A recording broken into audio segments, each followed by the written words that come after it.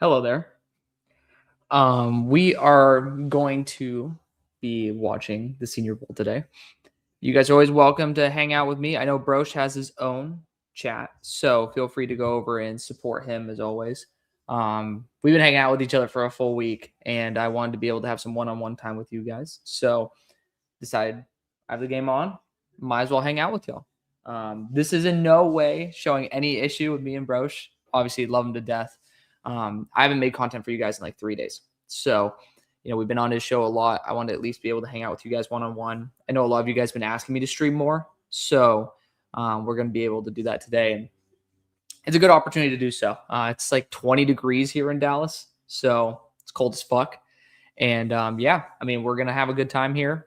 Always feel free to comment. For me, I end up probably like derailing shit and talking with you guys more than actually fully watching the game. But that's part of the fun of a live stream.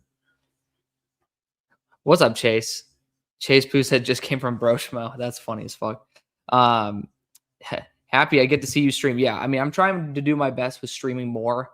Life's been kind of crazy recently, so we are finally kind of balancing it out, and I want to be able to incorporate you guys more into the day-to-day stuff.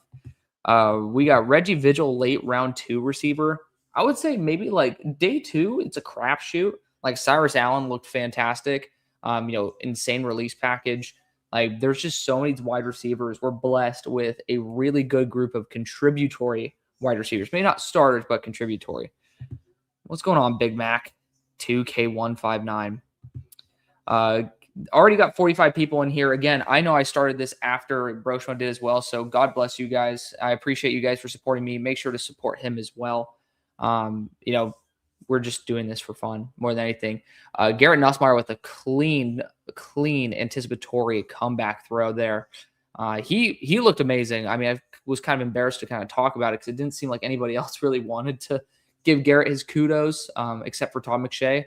But yeah, he actually looked pretty damn solid this past week. But Hydramo9141 said, can we ask you who's there? I'm sorry, I'm at work. I forgot to look at the roster. Of course, I'm not going to ask for 20 plus guys.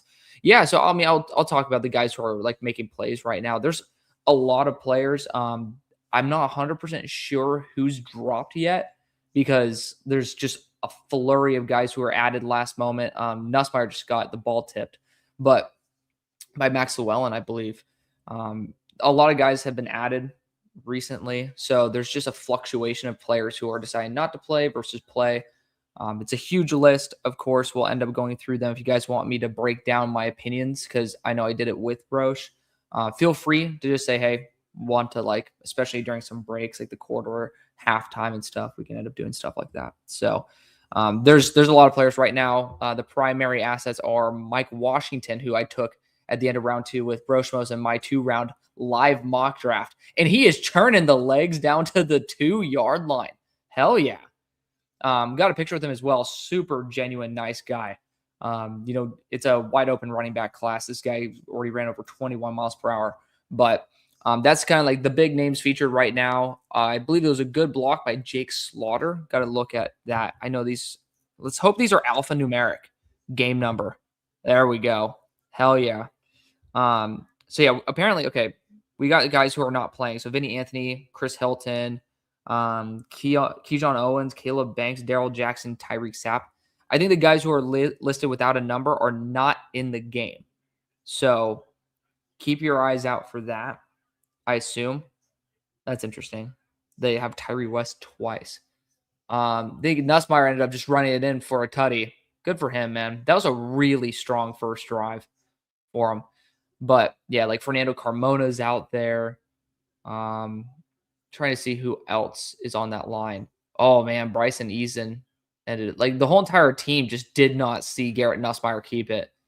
That's crazy. Who's 15? 15 should have been keeping his eyes on the quarterback in that case. Defensive back. Okay, it looks like the numbers are slightly different because it looks like a Duke player is wearing number 15. And he is not. Unless that was Demings. It might be number 16 because that might have been the Jax helmet. Really nice guy, by the way. Got to know his agent as well. So shout out to my guy, Kenny. Kenny's the GOAT. He also is the agent for Sayer Wright. All right, Satoshi said, "Does Love have a better shot of being dominant in the NFL than Genty? If so, why?" No. And I will say this. So if you combine if you're gonna boost up the value of Travion Henderson, I would almost say that's a very similar vision for what you want with Jeremiah Love, like a more higher usage Travion Henderson. So great. By the way, hopefully, if you guys can hear this in the background, let me know. Tell me to shut it up. But I'm going to keep it at least at a semi-audible volume. But if you want to have a higher usage, Travion Henderson, I think that's the vision for it. The downhill home run threat is what he's best at. I mean, look at 2024 Indiana. That was the play when he ended up taking it like somewhere 98, 99 yards. That was the play where it showed you what he could do in terms of that game-changing ability. All right, these commercials are annoying as fuck. Sorry, this is not a PG show. But yeah, I mean, I don't think that he's going to be more dominant in the NFL than Genty. The number one thing, and this is with all players, is the situation they go to, the team and fit, as well as the opportunity. If he goes to a spot where he's going to be in a rotation, he's going to be Travion Henderson. That's not a bad thing. Maybe if you take him at number 8. But if you take him and he's allowed to be a true number 1 running back in terms of touches, I think you can end up having, at least year 1, a more dominant performance. PFF guys pissed me off. Chiefs taking Caleb Banks at 9. Were they doing it as a Senior Bowl only mock draft, though? I'm not 100% sure. And which PFF guys, Chase? I know that, obviously, got the pleasure to meet Max Chadwick as well as Dalton Wasserman down in Mobile.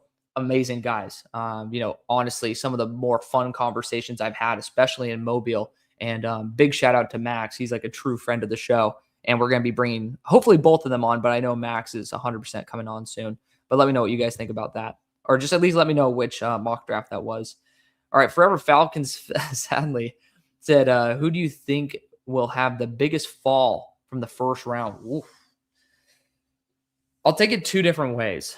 I'll take it as somebody that in the end we think will be a first and ends up falling, like that player who could do that. And the player that right now, or like that we thought was a first rounder that is just nowhere near it. So, and I'm not going to allow like injuries or the quarterbacks kind of to influence that, because it's just easy to be like, oh, Drew Aller, or Carson Beck. That's just a little bit too easy, and I think you want a little bit better of a response than that.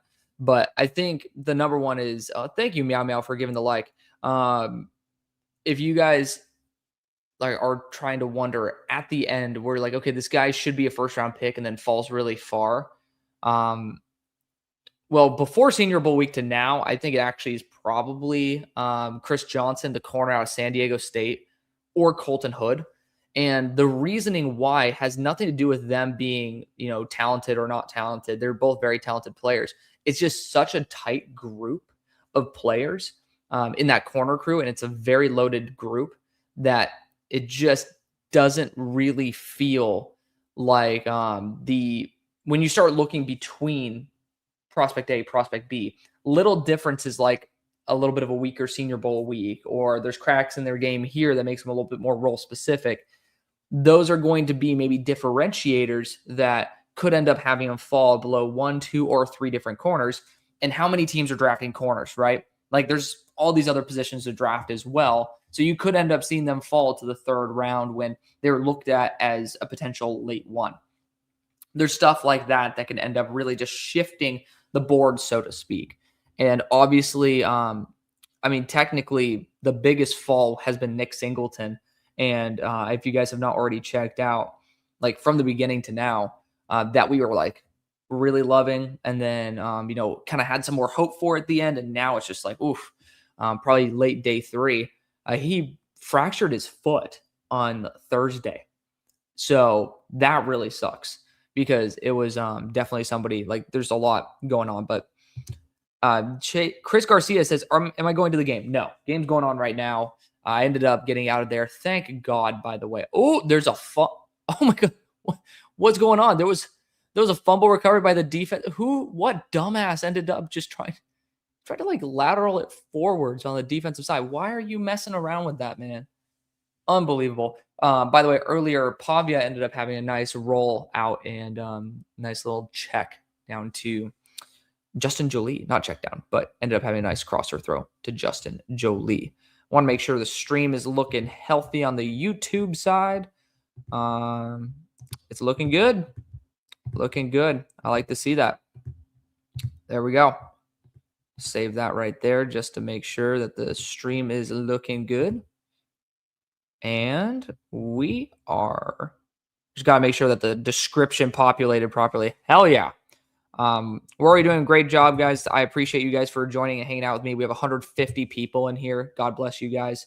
Obviously, we're going to be talking about all of these players, especially during breaks and stuff. Like we're going to be just mentioning who the hell is doing what. And, my personal experiences. I've just been down there for the past week. Rip Singleton. Yup. So look at that. That's crazy. That was before I even mentioned it.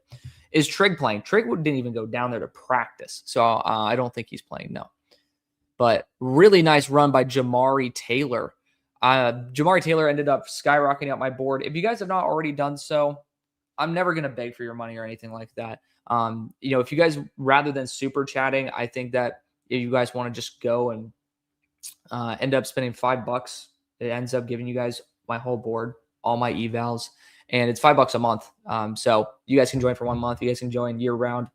God bless you guys for over 100 of you guys who are already in the Patreon. You make all of this extremely possible. So love you guys for that. Another big run by Jamari Taylor. But the reason I'm talking about it is because Jamari Taylor ended up being a top 5 running back for me out of nowhere.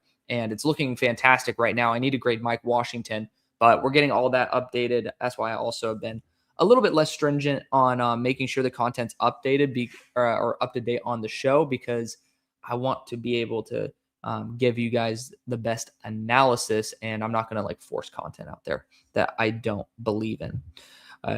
Was he invited? He was invited. Trig was invited. What's up, Dexy? Bills got their DC now. Jim Leonard. Hell yeah. Okay. Thank you for letting me know, because yesterday was an absolute shit show. So if you guys are not aware, which I assume most of you are, there's a massive second wave of snowstorms that are going to be hitting the country. And Broshmo and I had a flight out of Pensacola at like 4:00.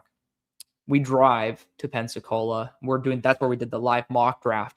We were just waiting to be able to go to the airport.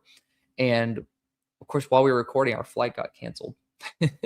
That's a crazy experience. But yeah, we end up ending the stream or ending the video, and we're like literally getting to the airport, and it's like, oh, our flight's canceled. We go and talk to them. It's like, well, there's a flight that boards in an hour, leaves an hour and a half. It's an hour away. We can Uber you there. So we're like, fuck it, let's try. And so we went to Destin Airport, ended up flying. We like barely made it. I had to check the bag too, and they're like, there's a strong chance that you don't even get to have your bag. Number 0, I think Jaden Odd just ran into the touchdown. I think it's number 8, excuse me. But Jaden Odd, it's right there in front of my face too. That's funny. He's just undersized, did not really pop at all when I was there personally. Again, when you're watching one-on-one reps and you're not looking at the tape, guess who got destroyed by Max? Ian Otshore.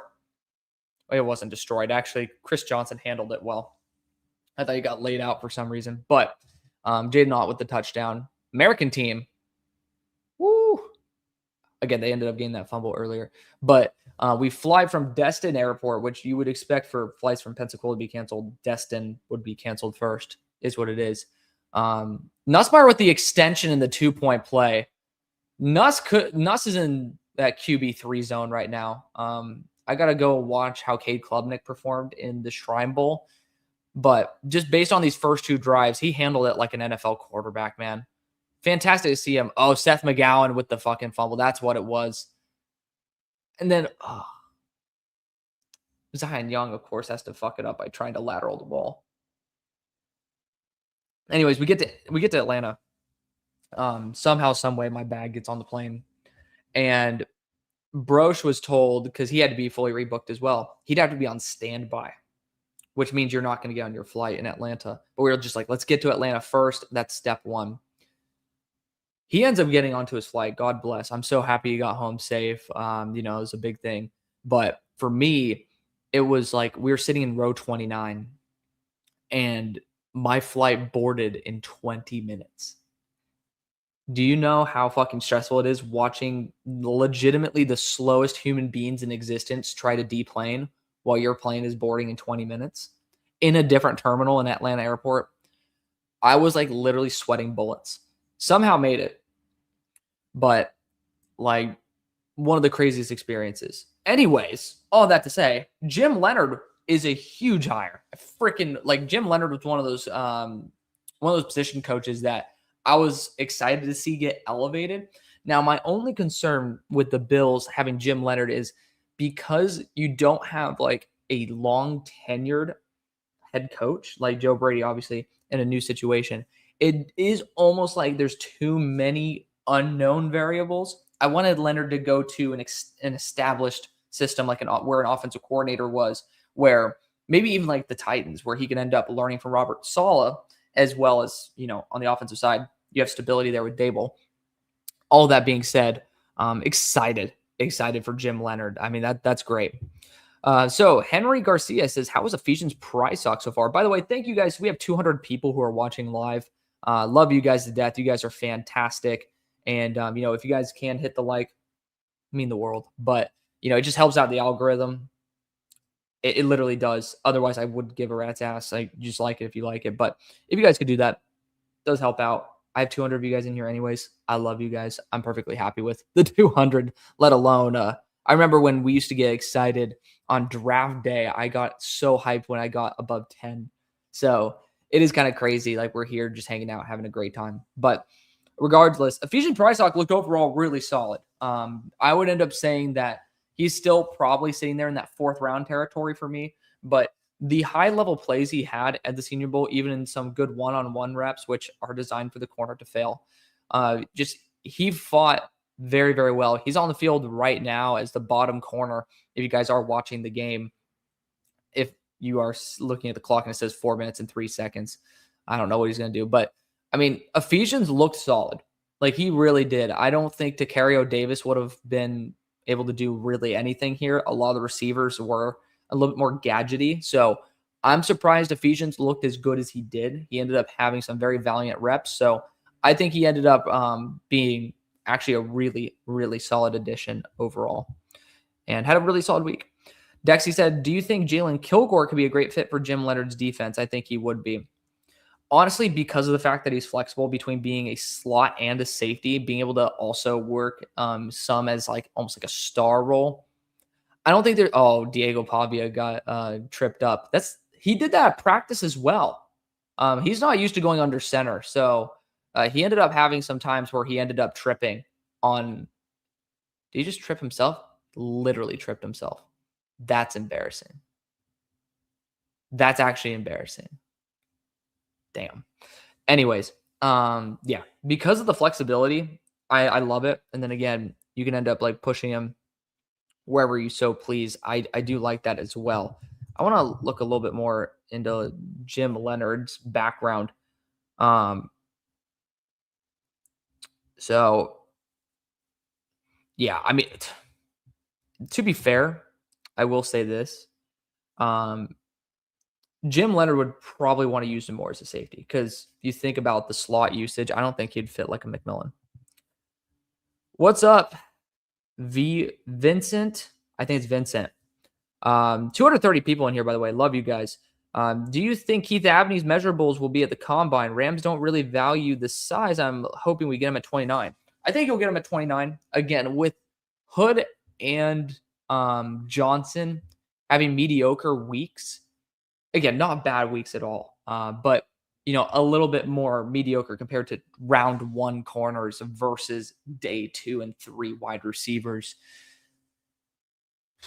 I think that you should be able to get him. He is supposed to be sub 5'10", and I don't think I have my sheet up right now, but looking at the way that he was measured beforehand, I think if he does hit 5'10", he'll be fine. Like 5'10", 190 is fine. Some people think of him more of as a nickel. I think he can play boundary. So I'm not really too worried about it. And I think he'd be a good fit on the Rams, good physicality. Again, we'll see, like, is Shula coming back? You'll have to see the vision for like what the defensive coordinator really is going to value. And there's going to be at least some discussion or input from him in terms of the style of corner, because we also do have a good amount of corners with a good amount of variety of skill sets. So it's going to really depend on, again, like kind of what flavor of ice cream you so to speak. So Ruben Hippolyte, love this guy. What's up, dude? The GOAT himself. That's you. I am 13 minutes behind. I gotta catch up with all y'all. I'm so used this. It used to be like this whole thing. Shady likes toe at. I'm she likes to eat. Short bus committee right here. I'm a Steelers fan. Who should I watch? This is a good question. So Ted Hurst, we like going round 2 wide receivers, and maybe I think Ted Hurst, if we go for a round 2 guy, could bring actually some of the skill set we're losing with Calvin Austin in terms of the deep speed, but almost bring some of the George Pickens route running and contested catch ability. I actually really like that fit, and I never thought about it. That's a big one. Looking at the corner group, Chris Johnson, again, that round 2 range, smart corner, very talented. Looking at defensive backs, I mean, Bud Clark would be a fun one, like day 3, like round 4 territory. All right, Andy, another player who we could end up looking at as Steelers fans, and I've drafted him in round 3 before. Thoughts on Malachi Fields from Andy? So Andy, good question. Malachi Fields looked dominant. I would end up saying that he's going to be what Keon Coleman is now, plus a little bit more route running capability. So I think he'll be a little bit more effective. I think Keon Coleman is not himself. So that's why I'm differentiating like what he was at Florida State versus what he is now. Just bigger, heavier, solid route running ability. Again, the corners, I don't feel match the quality that I've seen before in terms of the losses seemed more worrisome than, maybe some other years with some of the top guys. But Malachi Fields, regardless, did a great job tracking that deep ball from Taylon Green as well. Huge plus on his game. Not many plays where Malachi would probably be that deep, but still great nonetheless. Gavin, my king, what's up, brother? Good to see you. Daniel, thoughts on Jalen Farmer and Ted Hurst? So, set a day 2 picks for the Dolphins. Farmer's a freak athlete. I haven't been able to spend enough time watching his actual Kentucky film because he popped off to both Brosh and me over at the Senior Bowl. So TBD on that. Keep your ears out because I'm going to try over the next 24 hours to be able to catch up on what the hell happened minus the eye test. Because you've probably seen from Broshmo, we've had some issues trying to find the tape. But we have our eyeballs. That's the number one thing. But Ted Hurst, I'm really talking about him as a dream pick for my Steelers. You guys know what I think. Preston, realistically, where do you think Cameron and Coleman, Josh Cameron and Kevin Coleman, for those who are listening on audio, will fall in the draft? They're 2 of my biggest steals. So Cameron could be as high as I think he'll be a top 100 player just based on the skill set and how dominant he was. To me, he's a dream wide receiver 4. I think of him as somebody who will just be consistently reliable. I don't know if the ceiling is there, but he's just somebody that will probably just continue maintaining his spot on a roster. I'm just going to say this again. Garrett Nussmeier has been playing the game manager role extremely well. Malachi Fields with a nice little hitch catch right there to make it 3rd and short. He's on Demings as well. Demings playing off coverage. That's not what he normally does. I don't know why Demings was taking so long to get to him. He was almost jogging up to play Fields, but good tackle after the catch. So shout out to Charles Demings right there. With Kevin Coleman, he's a burner, man. He could end up being a round 3 pick. Really, really nasty in terms of the separation he generated, but he is in that 170 territory. It says he's 5'11". I took a picture next to him. I'm 5'8". Just going to be honest. I don't know who the hell measured his height right there. Henry, we already talked about Fusion's prize talk earlier. Did you see what I said? Yes, I did. I'm like 10 minutes behind. I try to respond to everybody. Where's TJ Parker? Definitely not playing. I was surprised he played all 3 days of practice, let alone in this game. Why do they have to put height like that? So, so it's like it's just eighths of an inch. It's just a way for them to be like that last number is eighths of an inch. It allows them to be a little bit more specific than a half or a quarter. It's annoying until you actually see it, and then it's like actually pretty and like you'll like it once you end up getting comfortable with it. I promise you. It's weird as hell, but then you like it. Um, Dossier Gaming. Hey, finally got to catch you live. Question for you. I heard Kyle Lewis is killing it. Where do you project him to be drafted at? So if you guys have been following the show, Kyle Lewis has been a top 50 player of mine for the whole season. Thank God it ended up panning out. I started feeling like an idiot for a minute, but he has been absolutely killing it. I think he'll be taken round 2. Some defensive coordinator is going to see the skill set and say maybe the weight's not there, but the talent is.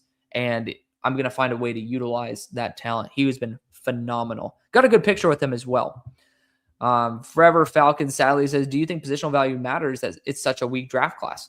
It always matters, but it's a good question nonetheless. I do think that, we're not going to see quarterbacks drafted just because they're quarterbacks because of, the lack of quality. And I think that's what you're asking. They're not going to force positions, but I think because some of the higher value positions don't have that type of talent, we will see a shift towards maybe the more saturated and still valuable positions. Good to see you, Devin. That Pavia punch was hilarious. Yes, I do agree. Dossier did end up sending a super chat in, so thank you. We got a super chat here. Hey, glad to catch you live. Okay, so we just ended up responding to this. Thank you, Dossier. I really appreciate it. Again, guys, don't worry. I'm going to go through every single one of these. It's what I do. It's the best part of doing these streams. The only reason why I do streams is to be able to talk with you guys. Streams don't generate very much money, so I don't do it for that. I'm just here to watch the game and, well, rather than just fiddling on my phone or finishing my Fallout episode, thought I can end up spending it with you guys because I know I've had some requests for that. How do I feel about Preston Hodge? I knew you were high on him last year. Honestly, I feel like he's extremely underutilized, so good question, Preston. Just like it's tough to be able to project somebody who I believe is like a top 100 player, and he just was utilized so poorly. So he'll be a day 3 pick. It's going to be very dependent on where he goes, because if he ends up going to like a newer defensive coordinator, I'm going to be a little worried. Outside of Jim Leonard, if they can use him like McMillan, I'm going to be very happy, and I think he can end up having a lot of success there. Do I think Jaden Allen will be drafted? No. I mean, it's possible. It's a pretty bad draft class, but just undersized, really, like you'd have to be going back essentially multiple years to get to where we'd feel comfortable with that. But I think, so your boy Devin says, I think it's funny how Buffalo said they're going to want to start new, yet they hire someone from McDermott's staff. It's true. But to be fair, Joe Brady has been a little bit around the block. I will say, it is, I mean, if that's their full vision, they definitely aren't actualizing it. And I would say they should have waited. But, I do like the familiarity myself. I do agree, though. Organizationally, they're sending a lot of mixed signals saying, like, blaming, the coaching staff rather than the GM on the Coleman thing. It's like, I don't trust them anyways. So, Snapping the Shot says, huge fan of the channel. Also, where do you think Pavia will land in what round? I don't think Pavia gets drafted, especially when I'm seeing him, tripping multiple times over the past week from under center. Just not enough systems that would utilize him. But personally, I do think a team maybe like the Panthers would want to kind of just utilize him in a Bryce Young kind of role during preseason, and maybe they'll give him his shot. So I think he'll be at UDFA. They usually get to choose where they go. My crystal ball would end up being probably there. So then we have, that was a good spot from Fields. Yeah, talking about that hitch route that we mentioned earlier. Ian Odshore has lots of runs going to his side. I mean, 35-inch arms. Also, they have him going out into space versus the DBs. It's going to be a mismatch. So Owen Foster, DG, says, love the content, Alex, so I appreciate that. Given the depth of linebacker talent in this class, I wouldn't mind the Pats picking up 2 of them. I agree. Which ones do you think the Packers fits a Pats scheme best? So I love the idea of Jacob Rodriguez. Physicality there. Coverage skills, honestly, very, very solid. Also, Garrett Nussmeier with a really nice play extension and layer over the linebacker in stride to one of his receivers there. But yeah, I mean, Rodriguez looked phenomenal, looked way better than when he was actually playing this year, which is surprising because he did so damn well. Rasul Faison just ran straight into the back of an offensive lineman. So, gotta love that. Who's number 37? Let's check this out really quickly. I'm trying to catch up and talk to all y'all. 37. Oh, it was Romello. Romello Height. They don't look like Romello, though. She's going to be honest, but it was number 37. But yeah, Rodriguez there. And then for me, I'd be looking in round 3 / probably day 3 territory. And Xavier Sorey, I think is his name. Sorey's the last name, the Arkansas linebacker. The dude flies around. So, and he had his head like on the ball all the time. I really, really liked what he was able to provide. Nussmeier with an interception, but it was off the hands of John Michael Gillenberg. In my opinion, solid enough decision. I just a little bit too much on the ball. Let's rewatch it. Yeah, that should have been a catch. Gillenberg just didn't track it right with his hands. Like he didn't even jump for it. So it definitely, yeah, that was like I want to shit on Nuss, but honestly, it hit the tight end in the hands. So yeah, let me think about that, or let me know what you think. Charger Cities, blessings forever. Beautiful God loves you. Loves you all too forever. Tell everyone that you know and don't know. Yeah, I'm a Christian, obviously, so I fully support that. What's the score? Score is 14-0 currently. We're 10 minutes. We're 9 minutes behind now. We're getting there. Who's the best long snapper of the Senior Bowl practices? Brother, you're asking the wrong guy. But I do know that I like the personality of the Oregon long snapper. 292 of you guys in here. Love you guys. Oh, we got Hank. I'll talk about that in a second. Moonshine Mafia. Seth is a good running back with tons of upside. Ran to a bunch of loaded boxes because of the struggles. Kai fan here. Yes. McGowan ended up popping off to me as well early in the season. It's just a fumbling issue. I had another one today. Just something that you can't do. Hey, someone's got to fall in love with Cameron's traits and take him on day 2. Yeah, I agree. Dexy said, who do you think the Bills should draft wide receiver wise, since Joe Brady made it clear he believes in Keon and he will be a Buffalo Bill? I think Eric Rivers as a second target after an early wide receiver you like. So Rivers I would really want to take definitely on day 3, but he popped off athletically as he should have at the Shrine Bowl, excuse me. But I would end up saying if you're going to keep Keon Coleman and have a true vision for him for the long haul, I would say Omar Cooper Jr. is a possibility because I don't want to step on too many toes with Khalil Shakir.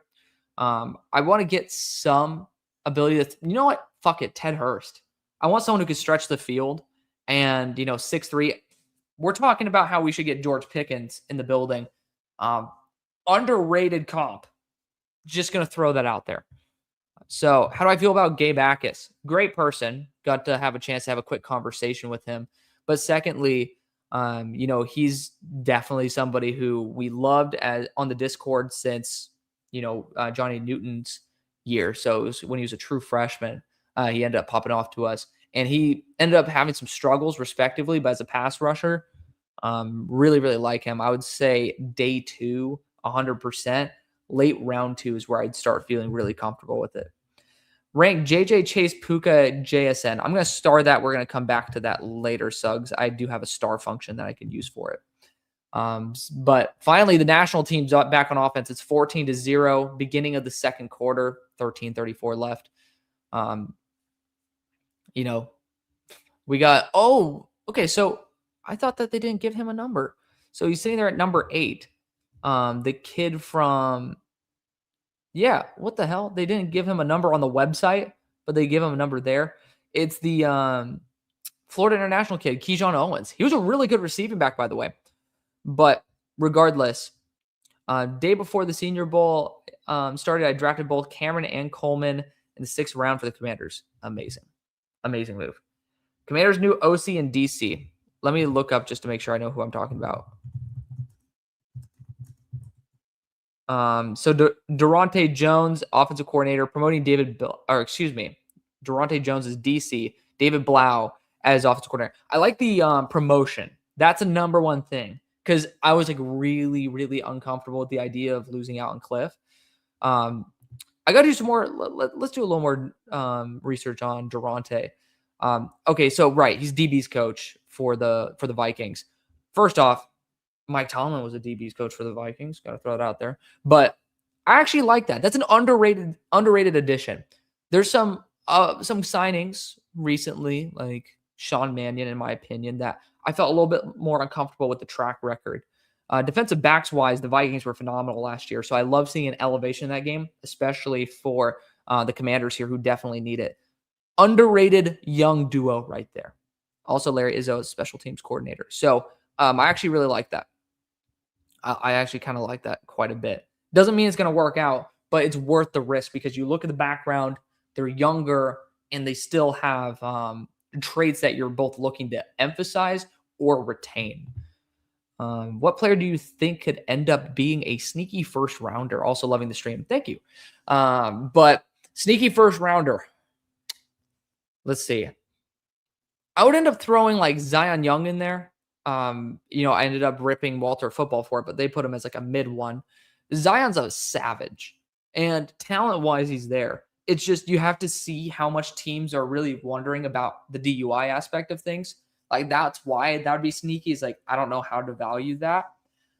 Outside of that, trying to think of positions like offensive line. Is there anybody? Ian Notshore, the tackle from Arizona State, because we're in a weaker class, could end up being somebody there because he's newer to football, 35-inch arms, had some really solid reps there. We got a sack from LT Overton. Hell yeah. LT Overton looked really solid. That's another one who could be a surprise just because of the fact that he looked a lot more athletic in person this year than he did on tape. It looks like maybe he's finally been recomping his build and stopped trying to just mess around being a quasi-defensive tackle. Speaking of Zion Young, Jennings Dunker, funnily enough, ended up having a relatively solid enough rep against him. All right. Assuming Caleb Banks isn't falling to my Bears now, it's possible. It's possible. I mean, again, he ended up being very hot and cold, but he ended up having some awesome reps. I don't know where you're at in your stream, but it looked like a bad drop. Yes. So I ended up doing that. I'm trying to respond to every comment, guys. I'm at 221 right now. We got Sangi's comment here from 216. We're getting there. But yeah, it looked like a bad drop by Gillenberg. I believe that was the topic conversation. Cole Payton is now at quarterback and had a nice run there. I don't think he's NFL athletic, like for that type of role to be able to play and start based on your athletic ability. But do I think that, based on what I saw, could he end up actually having a legitimate role as a QB3 and be elevated and, not crap the bed? Yeah, absolutely. Good athletic ability to extend the play. Still a slow ass. Oh, was that a drop? I think that was a drop to Owens right there because he just clapped his hands. I want to see if that was a bad ball by Peyton because it was a slow. He had a much better release. That one looked a lot slower.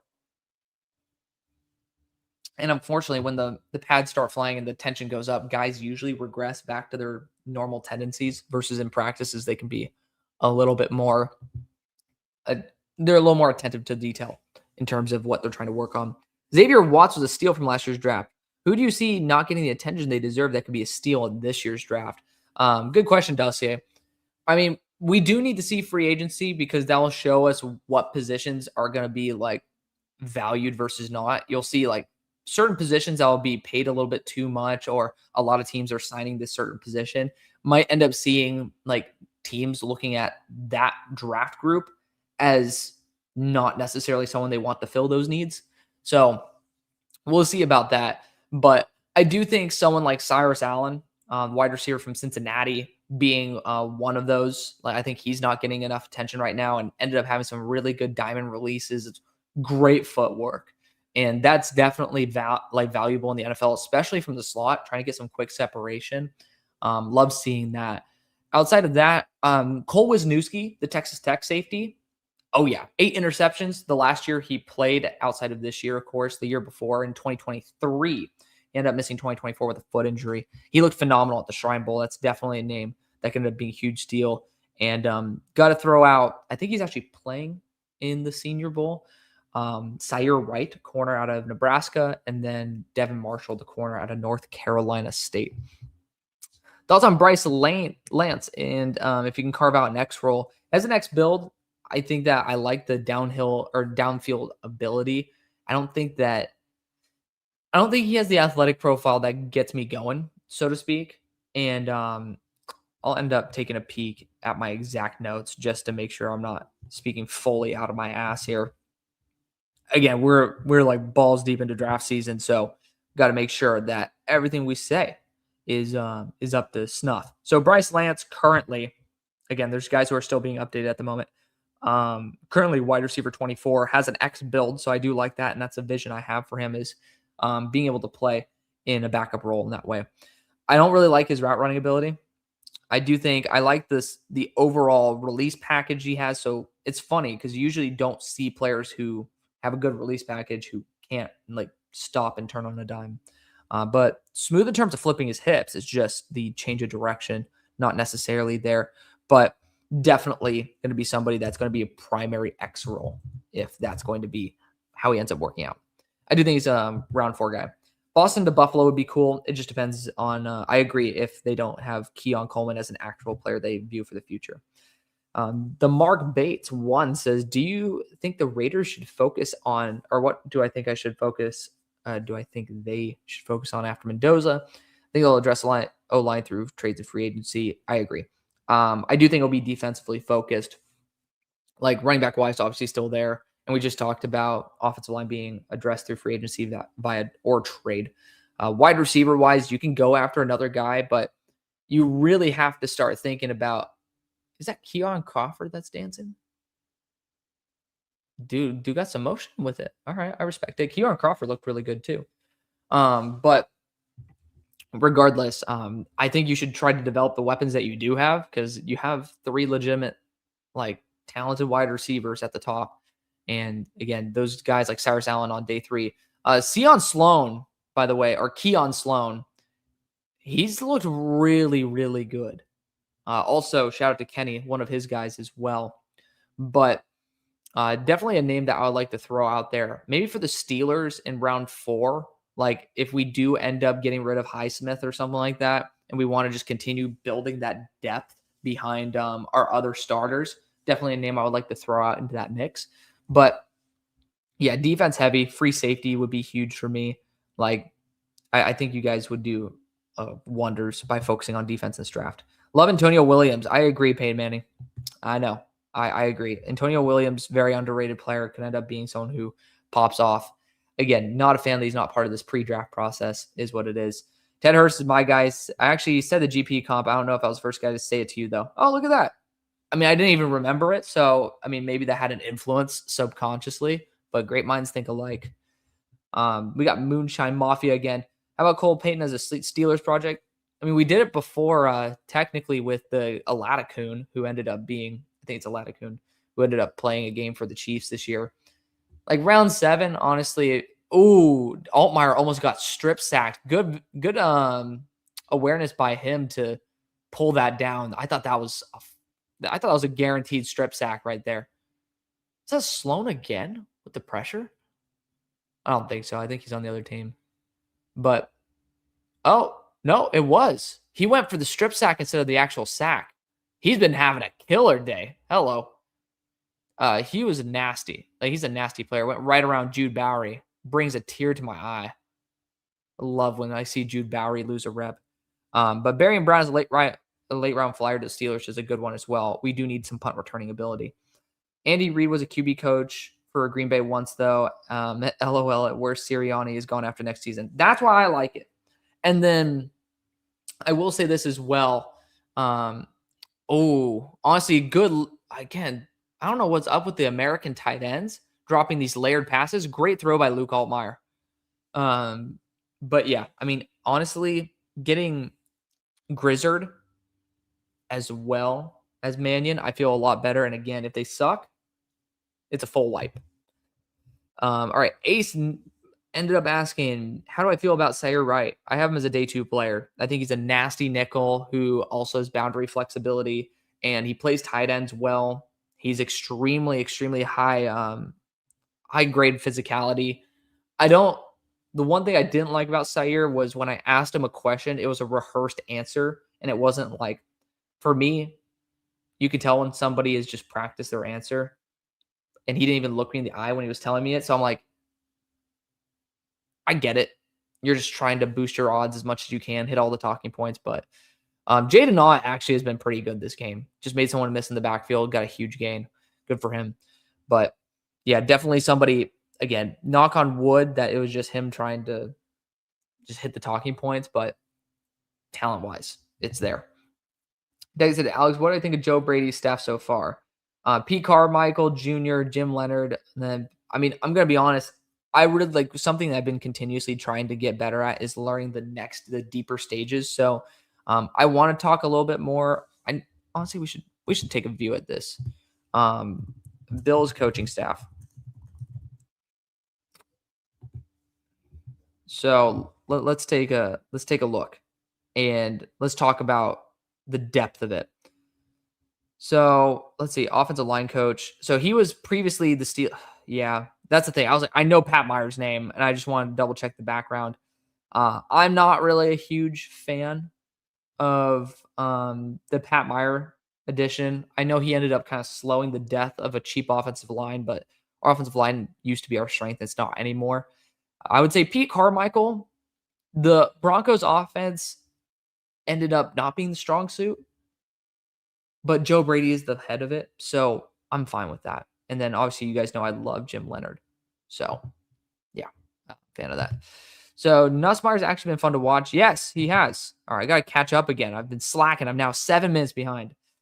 Just put the game on. Who did I miss in the first quarter? So Jared, you ended up missing Nussmeier looking really solid. Mike Washington had a really cool red zone rep where he ended up almost bulldozing his way to the touchdown. Let's see. Seth McGee. Oh. Okay. The long snapper, the Oregon long snapper I mentioned earlier, decked somebody on his own team. The hell? And he got into a fight. Mike Washington just tried to bounce it to the outside. There's a flag there. But yeah, I would say those are the key players. But John Michael Gillenberg with a dropped interception, or a drop that ended up being an interception as well. Cole can't catch. Cole can't catch now, though. Got the yips. I know. Can Nussmeier to the Rams second first round pick if Simpson gets picked early? I don't think so. I think maybe second round would be the highest he can go. You just can't take someone after the year he had. Love being balls deep in the offseason. Absolutely. Thoughts on Arkansas player there? So I assume that's what you're talking about. I just mentioned Mike Washington. Freakish build for the fact that he was the top speed player in the entire pre-draft process. So would the Bengals be willing to trade down 3 spots for Mansour? I would hope so, but y'all just don't trade very often. Luke Altmaier sacked in a step up by Sloan. All right, Keon Sloan needs to get a full eval. He's been ridiculous. He looked really good too, overall. Do you think the Bengals? Okay, I just ended up reading that one. Been feeling the Ramsey fatigue. Need a cornerback 1 again. I agree. So we're talking about the Rams trading up for Mansour. I don't think you need to do that. I wouldn't worry too much. I mean, technically you could worry about it. Well, honestly, the value for that trade up would probably be a third. I don't know if it's worth it, but if you do it, I don't mind it. Does that make sense? All right. So thoughts on Colton Hood? Colton Hood is a very young, very talented corner. I think that he should have went back for another year based on what I saw. Just looked like day one brought the most yips out of me because I was a little bit worried given that it almost looked he was trying to guess what was going on. I didn't see it in the same way that some of the other players played and popped off in like team drills either. It looks like he's a little bit more behind than what we were kind of hoping for, which he was a top 40 player for me. I think that that's a good range for him. He was just getting taken in like the top 20. So the more I watch tight ends, the more I hope the Eagles re-sign Goddard. I agree. Rush or Kitzelman is a tight end too that can block. I agree. Sam Rush is a really nice guy too. I have personal accounts from people who know him, who love his personality. Would like the Cowboys to trade Pickens for a number of draft picks. I think you have to. Yeah, he's a pending free agent. Okay, so Sengi ended up responding to that. He won't be traded. Yeah. Okay. Now, Eagles fan. No need to taunt the Cowboys fans. By the way, thank you to all 321 of you guys who are joining. You guys are fantastic. I love you guys. And you guys have not already, hit the like button. Subscribe on YouTube if you haven't. I mean, let's look. We got 260 of y'all over on Twitter. You guys want to go and subscribe to the show. Love you guys for that. But we do post there all the time. Oh, did I actually catch up? Holy shit. We caught up. Pat Meyer worked under Aaron Kramer, so I'm not worried. Okay, fair enough. That's a good counter right there. These linebackers and edge rushers are getting smaller and smaller. I don't mind it because as long as they're productive, that's what I care about. And yeah, I mean, there's a lot of systems that allow a lot of flexibility. So, what do I think about Keelan Rutledge? He looks good. Yeah, I heard Jordan Reed ended up tweeting this out, but he ended up being kind of told to tone back his physicality. I think it's a fun thing to see, nonetheless.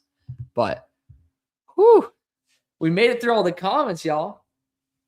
God bless. God bless. Actually, I started something earlier. Suggs ended up asking, rank JJ, Chase, Puka, and JSN. Regardless of situation, I'm gonna go like purely talent wise. I would end up saying Jamar at number 1. God, it's a hard group to quantify. Honestly, JJ number 2, JSN 3, Puka 4.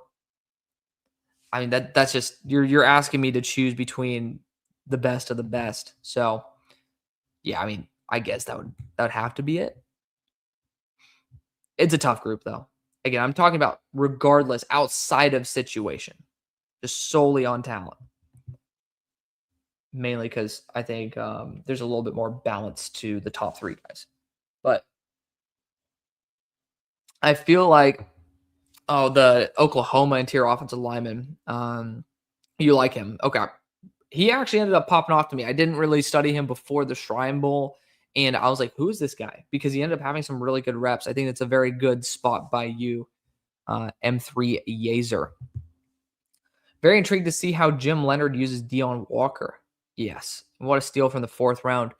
Deion Walker was a huge surprise because that Georgia game was, ooh, damn. Cole Payton just got thrown to the ground by the edge from BC, Hutchins. He did not look great. So this kind of feels more like a offensive tackle that just doesn't know how to block. And I got to see who that offensive tackle was. But I agree with you. I think because of where he is from, Jim Leonard would be able to, like, I didn't see the Broncos properly utilize nose tackles like that. But after watching the Georgia game in, I think, 2024, it was really scary because Deion would just stand straight up. But he does have, we all knew he had ridiculous capabilities because he was popping off as a freshman. It is kind of surprising, though, to see him take regression steps and then re-progress in the NFL. Tyler Sangy Wangy says, I'm thinking corner or edge for Philly in the first. I agree with you. Thinking somebody will overpay Phillips even with his injury concerns. Yeah, I think that there's definitely the edge core in this class both got better and weaker simultaneously. So a huge one that I was hoping to see pop off that didn't was Deny Dennis Sutton. And I feel like Deny, if he hit, would have been a guy who could have basically reduced the need or desire for a team to get Phillips, because it would have been like a mid-tier pick that could play the exact same role. But I don't think that Cole Payton ended up having a throw under pressure while being sacked to Keon Owens. Love that. But I'm starting to see like more of the smaller edges end up starting to pop off a little bit. I'm a bit concerned in terms of the market for him, but I do agree. I do agree that some team might just end up saying, I don't want to focus on edge in the draft. I have other needs, I have other desires, and could end up taking him off the board. Who was the best cornerback at the Senior Bowl? So, it's a great question. Igbinosun was up there. Like he lost to Coleman, but no good defensive coordinator is ever gonna have Igbinosun on Coleman in a cover zero situation. It just doesn't make sense unless a team literally has no wide receivers of a physical build larger than Kevin Coleman. Would he ever be there? Because I ended up calling out because Ohio State fans. I mean, again, fans of football, like, yeah, I mean, we all can get carried away a little bit, but basically trying to disregard the fact that Coleman got great separation on Igbinosun on a cross or on a post route. I mean, it's just dumb to just say we're going to throw that out the window. It still matters. It's just how much does it matter? And I would say a good defensive coordinator is not going to put him in that situation. So I think in the situations that mattered most, like team drills especially, he probably was the best. But a lot of good corners nonetheless, like really, really good play across the board. Demings looked good as well. Chris Johnson was surprisingly the most underwhelming. Who's my most underrated prospect? Probably Cole Wisniewski, the safety from Texas Tech. I think of him as like a potential round one guy, and he's not going to go until day 3. So I would say that. Kobe Baines, the guard from Kansas, got to give him a shout out. I don't know the reason why he didn't get invited to any of the bowl games. That's something that's genuinely kind of perplexing to me, but we'll see. If he doesn't get a combine invite, I'm going to there has to be something that we don't know about. That's a big problem. How are my Iowa guys looking? Honestly, solid as hell. Stevens ended up having a good snap rep versus Lee Hunter in their final one-on-ones, but he did get sat on his ass a couple times. I mean, I got to meet Max Llewellyn, really, really good guy. So there was just, the majority of the Iowa guys looked really solid.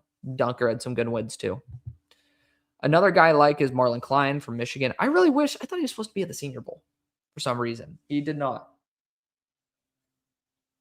Had a decent year statistically at Michigan. Yeah, I mean, that's kind of hard to do, right? Michigan did not necessarily have the most audacious passing attack. Did Toff look good or bad? I never even heard his name, which I guess is good. I didn't think he looked great. We ended up saying Toff's out there, which again, not really a bad thing. But I would end up saying he wasn't necessarily somebody that did anything either. And you would want somebody of Toff's skill set because a lot of the other safeties had some pretty key plays. He was not in that group.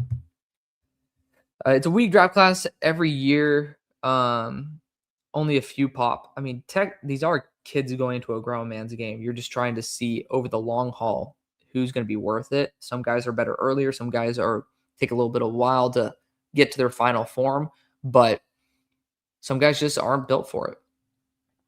What the fuck? They didn't rush on a punt block? That seems like a wasted opportunity. Is that a rule? Someone tell me if that's a rule. Would love saying it. Tyler ended up saying he would love Parker at 23 for the Eagles. That's the dream. Honestly, right now, that's the best pick you can do. With the expectation the cap is going up 22 million, does that mean current cap space will go up just as much? I'm not 100% sure. If I'm being completely frank, I know there's some people who are just a lot better at the cap than I am. I'm still learning all the nuts and bolts of it, but there are better individuals to answer that question than me. I think that should be the case. If you say the salary cap goes up 22, you should have the team be able to have 22 million more of spending power. That's just me. Also, being one of the few Bills fans that was banging the table for us to draft Hawes, I'm so glad I was proven right. One of the best blocking tight ends in the NFL is a rookie, finished top 3. Yeah. I actually have him, funnily enough, in Dynasty, right, dude, I swear to God. So Luke Altmaier ended up being strip sacked, by the way. Vinny Anthony on Jude Bowery. What a bum. What a bum. So second time that Altmaier almost got strip sacked. This time ended up being a strip sack. Good play by Vinny Anthony, but Gonna be honest, I'm not necessarily all there with Vinny Anthony. Still a really fun DPR for day 3. But yeah, I mean, blocking tight ends, they matter. AJ Barner now, Jackson Hawes. If you're the Steelers GM, who would I take round 1 and 2? Round 2, Ted Hurst. Round 1, Monroe Freeling. Go back to Georgia for a tackle. I like the left and right tackle versatility he has. It allows us to switch Fontenot back to left tackle if for some reason, we end up thinking that they're more comfortable that way. That in my opinion could end up being a really good possibility. Like, it's not for me, I want to be able to just fix the offense first. Because defensively, we have pieces there and guys who are developing, and we have veterans that want to be part of our defense. I think that's super crucial. And especially with Patrick Graham. I mean, he's a middle of the road guy, someone who will probably be there for a year. I think there's a lot of placeholders in place right now, and we're just kind of having them be stopgap guys. I think that would be the way I'd handle it. Love Cole Wisniewski. Dude has good size, so versatile. Yes. Would love him to be a Ram in the third. I really like that. Yeah. I mean, he's an awesome player. Where do I think Klubnik will go in a weak class like this? Probably late 3. Didn't really pop off at the Shrine Bowl, but easily was the best quarterback there. The Iowa quarterback ended up popping off too. So I got to give him his flowers. But again, we're talking about Sawyer Robertson steps up. Ooh, got taken out by the legs by Sorey, the linebacker I mentioned earlier for the Pats. Ooh, took him out the legs. Good for him. Corey ends up saying, I've been an Indiana fan for my whole life, and I love the draft. So seeing like 9 players could get drafted is awesome. Who are my favorites? So I loved Velcro Pons from the get-go. I think he was like corner 7 for me to start out the year. Mikhail Kamara gets extremely underrated. I mean, 0-star recruit. Sawyer Robertson just overthrew, I think it was Colin Lacey in the slot, got picked off by the Northwestern corner, who got destroyed this past week. So there you go. Enjoy your time in your like 15 seconds of fame. But yeah, I mean, Mikhail Kamara was somebody who I had as a day 2 guy coming into the year. Let's see. Lewis Moore is always great. I mean, it's just older, right? There's somebody named Fernando Mendoza. I think that he's somebody should be mentioned. But Kalen Black, actually. Kalen Black is my favorite. I'd be willing to take him on day 2. I don't think he should be out of the RB2 conversation, but it is just kind of depending on how much you like the second best running back in this class. Kalen Black, though. Taylon Green. I used to think Broach was a bit off by saying Talon's kind of just a tight end.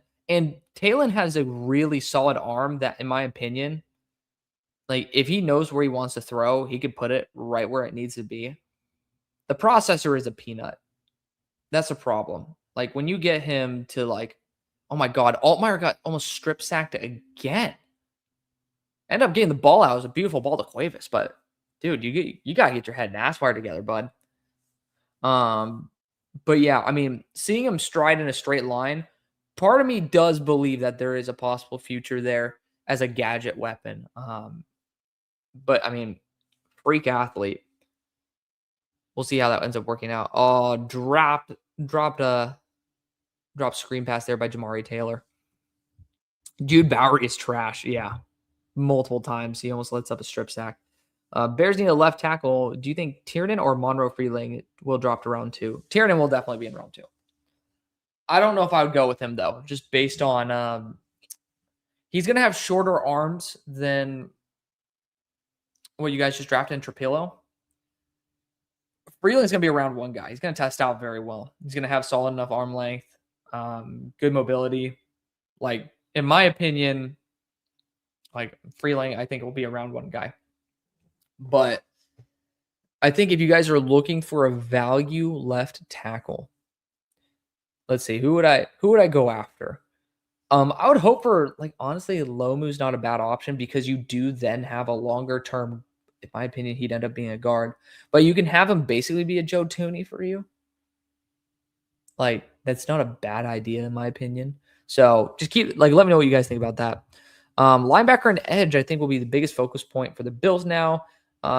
Even more with Jim Leonard as a DC. Linebacker especially, 100%. Like I would love to see that for the Bills. Like I would argue safety as well. Safety did matter a lot there. So I would end up trying to focus a lot on the defense for sure. Will we see Nussmeier again? I want my Jets. I want him on my Jets over Ty Simpson unless Simpson's in the second. I'm not sure. Like they only have, I think, 3 quarterbacks, and they ended up playing Nuss, I think, through a little bit of the second. So I do think that he's done for the day, unfortunately. Do I think Keith Abney will translate to the NFL despite your comments about his size? Absolutely. Absolutely. You have to look at the role that he's going to play. But he hasn't had a type of wide receiver that's genuinely given him problems, maybe outside of Caleb Douglas. And that's a 6'4" release pattern guru. So, that's somebody that you don't go up against every single week. How's Taylor Green doing? He has not been out on the field yet. So I think he's the last quarterback to go out there. We are seeing a 2-minute drill from Sawyer Robertson here. It is 17-0 American team over the National. So ATL Jet Jones 11. Do I think Pierce Jr. should win D-Roy? Yes. I think if any rookie gets over 10 sacks, they should be at least in a very strong consideration. Adam Randall, unfortunately, has been a little underwhelming, kind of like the shittier version of Mike Washington. Good size, good speed, but ended up having a fumble and didn't look too good on a swing pass right there. How's Vincent Anthony Jr. looking? I thought he'd be the best value pick from the draft. Honestly, he just got a strip sack, so that's great. Is Talon playing? No, he's not playing yet. Black and Nowakowski are my favorites relative to where they're projected to go in the draft. I want to see where Nowakowski's projected to go. Nowakowski, Indiana. Yes, Riley. So I didn't get to see enough of him. Oh, 30. Okay, yeah, I've seen a lot of him. Okay. Interesting. He punched somebody? Oh, punches it in for 6. Okay. I was like, hold on. I thought he ended up punching a dude. I got to look at him then. Try to sell me on him. So 25 starts, 55 career games. So definitely going to be an older prospect. Punt fest. I mean, honestly, kind of like interception fest so far. I think we've seen 3. What do I think of Eli Heidenreich from Navy? Getting flamed because I said the Niners should draft him to be a future CMC replacement, Debo 2.0. Dude, Heidenreich is actually a very, very talented player. He actually popped off in limited reps over at the Shrine Bowl. So definitely somebody to like, he was really versatile, good motor. Navy had a really underrated squad this past year. So like the video, guys. Yes, please. 353 of y'all. Love y'all being here. Let's see. Where should Malik Willis go? And do you think he can be that guy? I would end up suggesting he goes to Miami. I mean, the window's wide open, and being able to get Bobby Slowick in there, I think it's a good spot for him to test it out. Like, if he wants to be a backup with upside, the Eagles, obviously he ended up having a lot of development underneath the quarterback coach Mannion there, but I don't think you need to do that. So I'd end up going after the starting gig there or the Jets. The Jets are a good spot.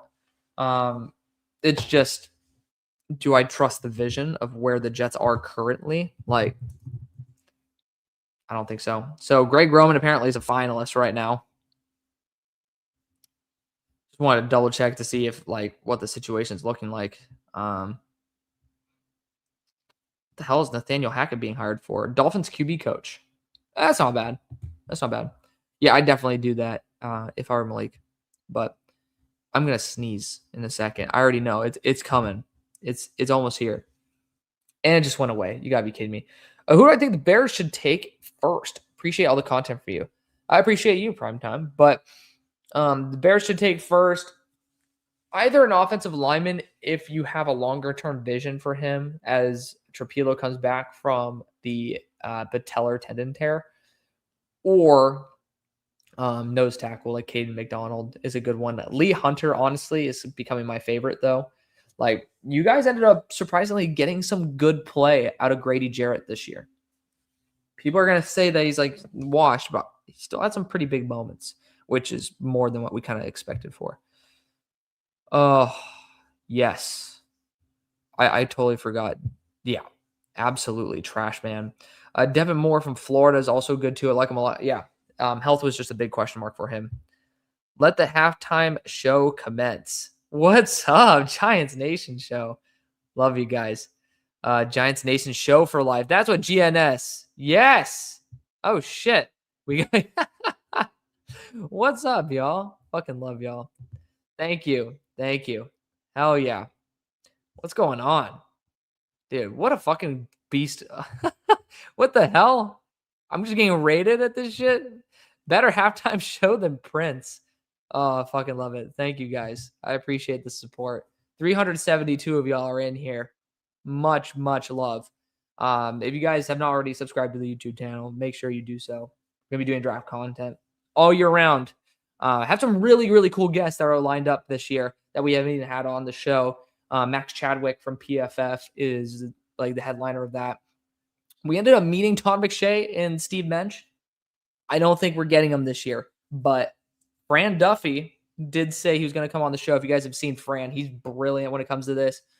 He ended up, I believe, he was on Dane Brugler's show. We actually talked to Dane as well, but I highly doubt this draft season we'll get him. But we had a couple conversations with Dane. But Bills drafting Eli Heidenreich would be pretty baller. I can't lie. He is super versatile. Dude, the Giants Nation. Oh my God. You guys are crazy. Giants Nation show. God bless you guys.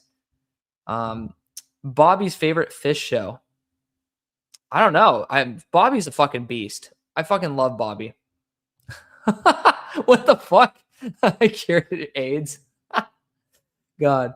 Bobby told me there's snacks and bevies. You know what? If you want to bring them, we can pop them open. We kick back. Oh my God. This is crazy. Where's Bobby? I gotta text him. Fucking beast. What a guy. Oh my God. Where's Bobby? Bobby. Oh my God. That's funny as hell. Dude. Shout out Bobby. I would die for Bobby and Comp. Y'all are crazy. I've never seen the Giants Nation.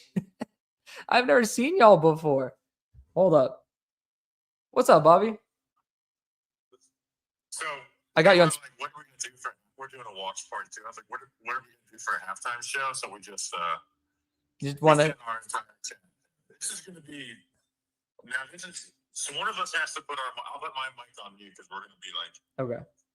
Sure, people audio was. Okay. I got you.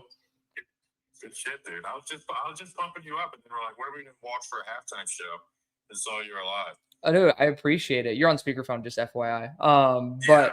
But dude, no, I appreciate it, man. I was like, what the hell? Because I read every comment, and I just see all of this. I'm like, what the hell? I said GNS4L. I'm like, the hell? And I saw your your show pop up. I'm like, what the fuck?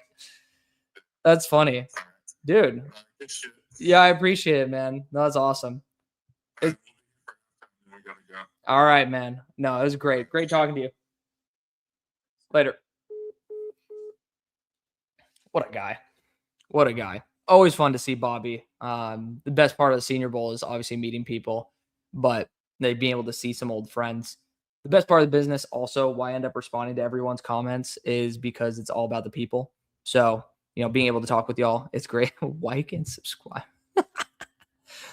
Trust me, I have some moments where like I end up sounding like this, but which NFL fan base is most excited for their team's draft? I would definitely say the Jets. They're just out there in force, but I mean, Eagles are always super duper vocal. Probably those two would be the most. Hey, we got a super chat. Shout out to Hail Mary Sports. He's the GOAT. Make sure to subscribe to him. Thank you so much, man. I try my best. Obviously, show a lot of love to you guys. You guys show a lot of love to me. You invest your time, your energy, your money into me. Obviously, I want to be able to invest back into y'all. So much love. All right. Do I think the Bills trade for Jay Jettis or AJ Brown or some big name? I honestly don't really think so. when you have a new organization, it is very difficult to see them want to restrict how much like decision making power they have.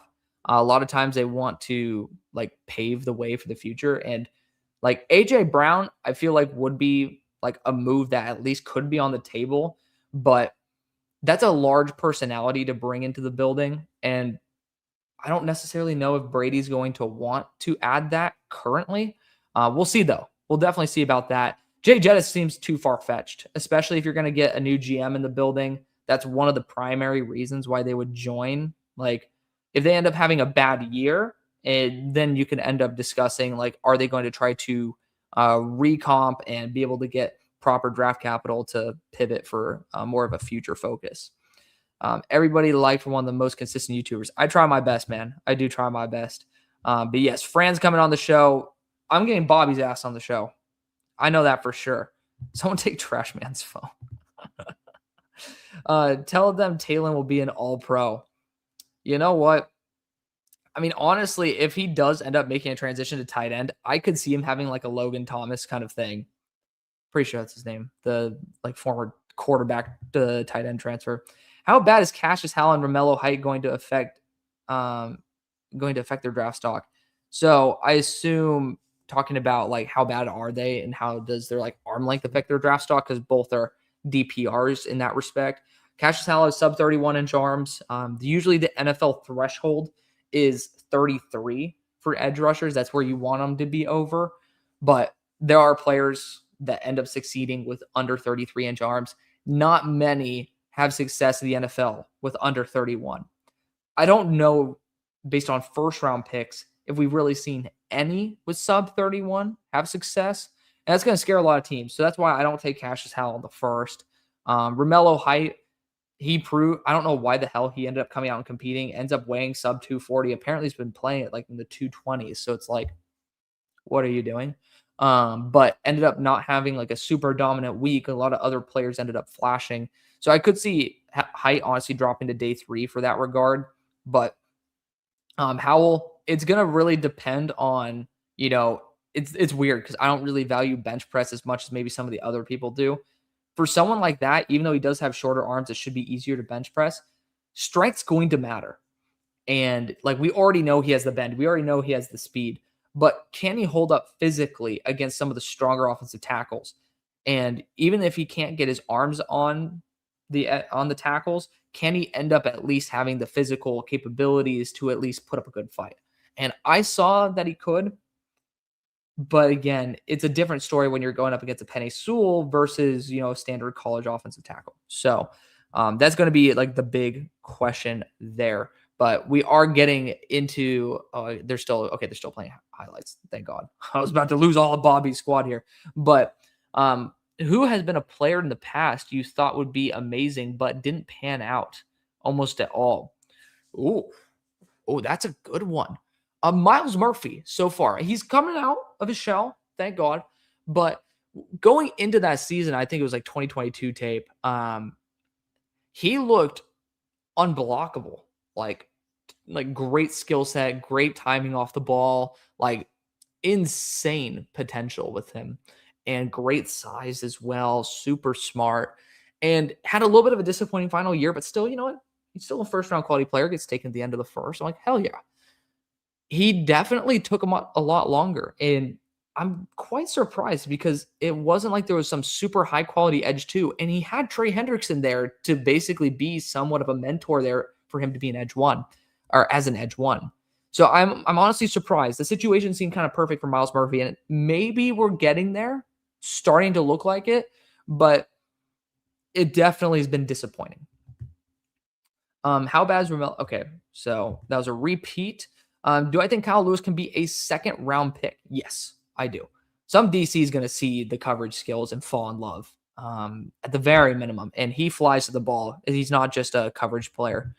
Will Jordan Hudson get drafted because they think they're getting Belichick's? That's actually crazy. Are they not? I thought they broke up. Let's see. Jordan Hudson breakup. I thought I saw something that said they broke up. Oh, it was a parody. Okay. One could dream. One could dream, right? That's actually crazy. Apparently, the Raiders, I thought they drafted the wrong Byron Murphy back in the day. I don't think that's been confirmed, but it is a theory that's going on. Eagles legend. All right, Derek Close ends up saying Bills already went the route of an aging diva. Don't do it again with Brown. That's another reason, like historically. I mean, to be fair, Diggs had some really good moments there, but you guys have been kind of searching for a true one since. But it was kind of a shit show in that regard. Do I think TJ Parker could become a Bill? If he's there, that's the bigger question, not whether he could. I think he'd be phenomenal. Dude's such a nice guy, too. You can see on his face, super genuine dude. And I don't know if you guys watch the show Landman. This is going to come off as out of pocket as I'll get out. But there's the son of Tommy. I'm forgetting his name off the top of my head. I don't know why. The little dude, the shrimpy guy. His girlfriend, soon to be wife, spoiler alert, she kind of looks like his sister. It's kind of crazy. Like they have like the same facial structure. Love the show. Love TJ Parker. Random out of pocket comment there. But it's funny. I almost debated, but I couldn't do this to him. Like doing a screenshot of the picture I took with TJ because he was leaning in and I was straight up, like doing the angles, being like he wants me. I wasn't gonna do that shit. But regardless, yeah, TJ Parker absolutely could. Great skill set, like super strong foundation, like great build, very young, like seems like an A+ dude.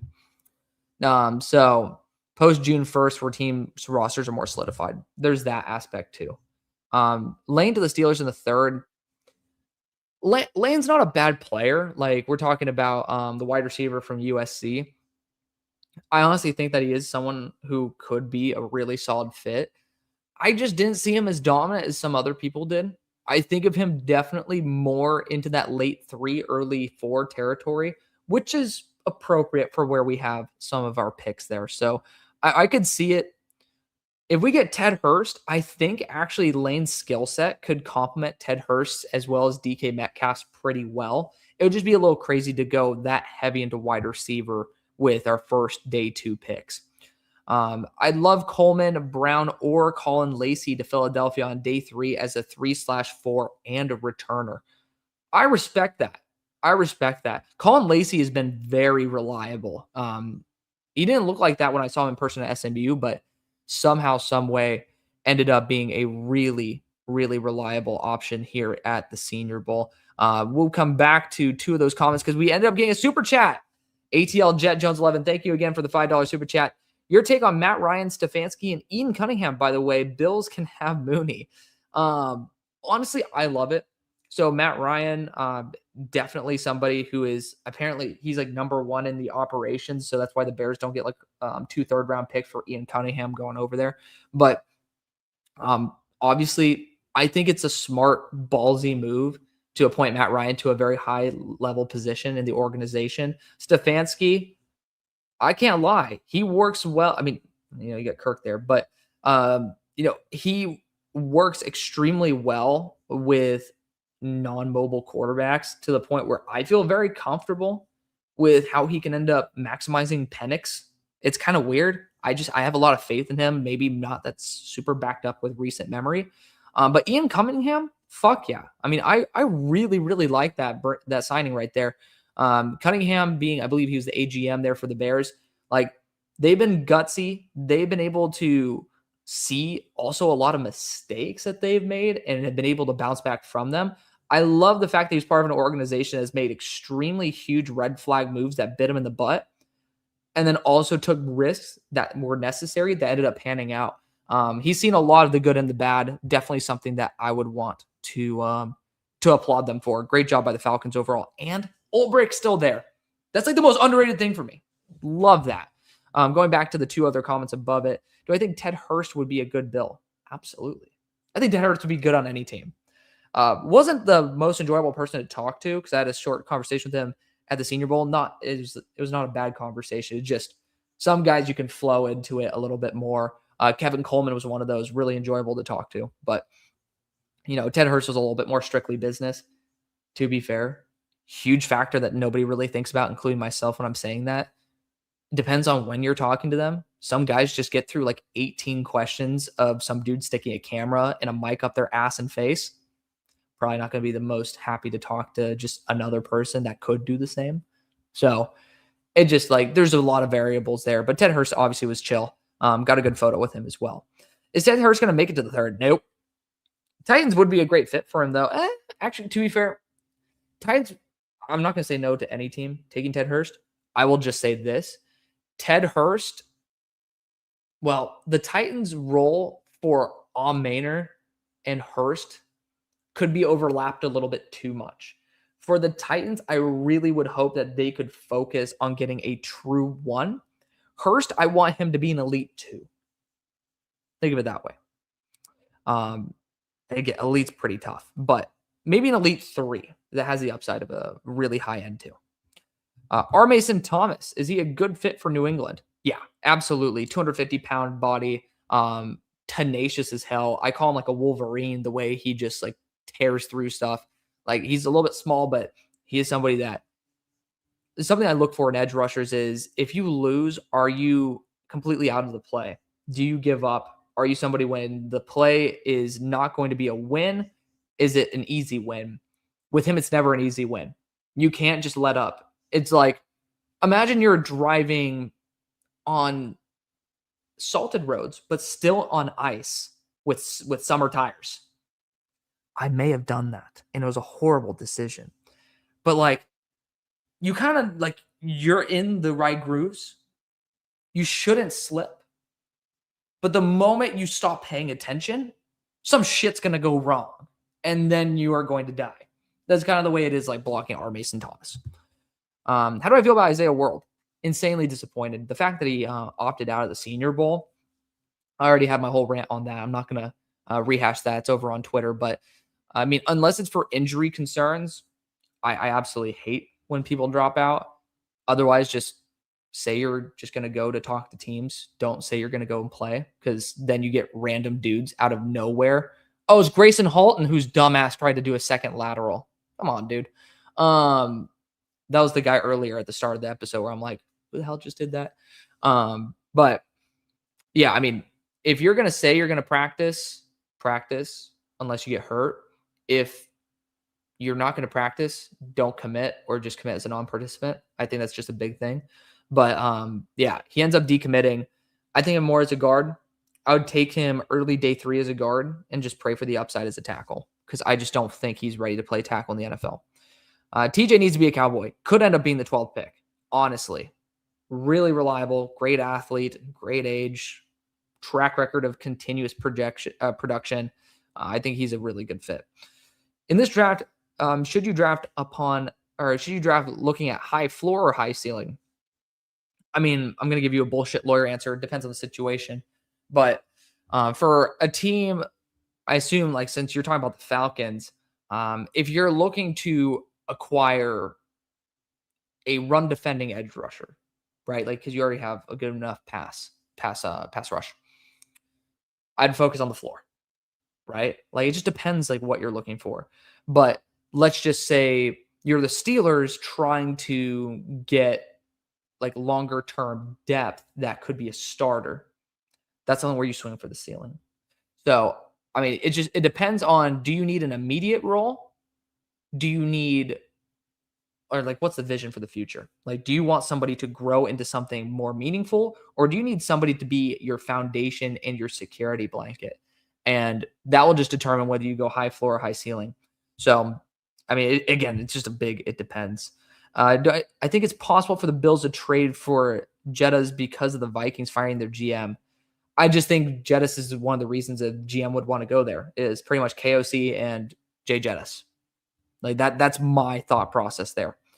Joe Brady had a connection with Jay Jettas, but being to move off picks, yeah, the Vikings will play hardball with that. But I do like the idea, obviously, of getting Brady back with him. Like, I will never say no to that being something that happens. By the way, the third quarter has started, so thank you guys for Giants Nation show joining and hanging out with us. God bless you, Bobby. Love you to death, man. But I mean, obviously, it's been great hanging out with y'all. But yeah, I mean, I'm 100% a huge fan of that. Do I think Fuaga is a guard? I don't think so. I think he's good enough to play tackle. Fuaga so far has been one of my biggest summer scouting successes. Before his name ever became up, he was like my tackle 4 going into that year, and that did include Foshanu and Alt and all those fun guys. So I think he is one. I still ended up thinking there was a future of him, so I said he could be a really good starting tackle, or it could be a Hall of Fame guard. That was like kind of my line. Either way, I'm not going to complain. So just keep that in mind. Is there a wide receiver that has a better upside than Malachi Fields? Upside is, I mean, upside with wide receivers is so difficult to quantify. I would say probably Ted Hurst because of the fact that he has George Pickens essentially as the future, and George Pickens is at his best a top 10 receiver. Not many guys have the contested catch, speed, and route running savvy combined into one.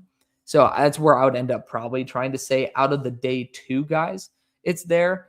Jordan Tyson could end up being a legitimate top 10 receiver in the NFL. So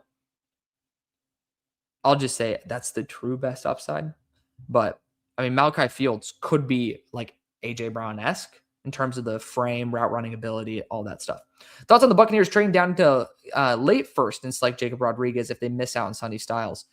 That's going to be a big trade down. It's a lot of draft capital there. However, I don't mind it. I really don't mind it. If you can end up doing that, the draft capital gained would be worth it. So I don't know who would end up doing that.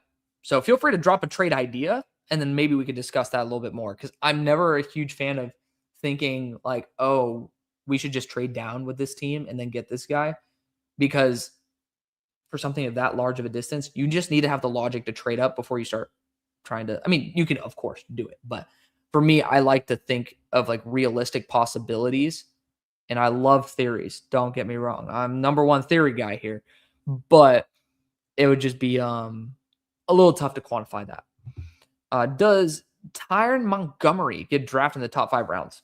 He had a slow day 2 and 3 comparatively to 1. So no. But it is something that could get him drafted easily.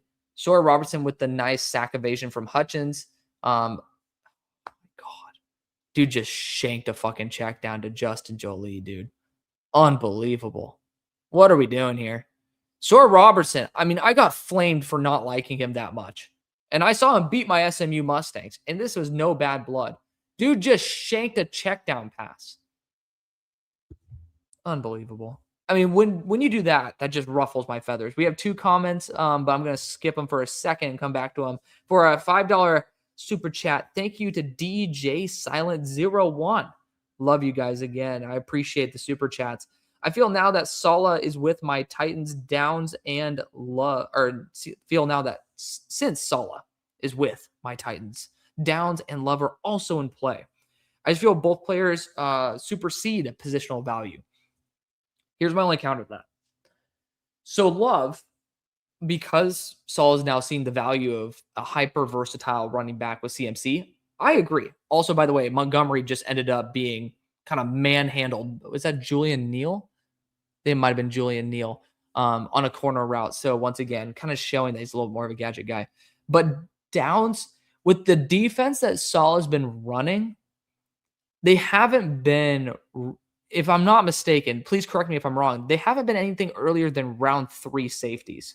So it will be tough for him to say, hey, I've felt very comfortable maximizing value of safeties, and then end up saying, I'm going to just go and negate safety value, because it's a good safety class, right? We just talked about Cole Wisniewski earlier. It'll really depend. If they go Downs early, maybe it's just because he's that good.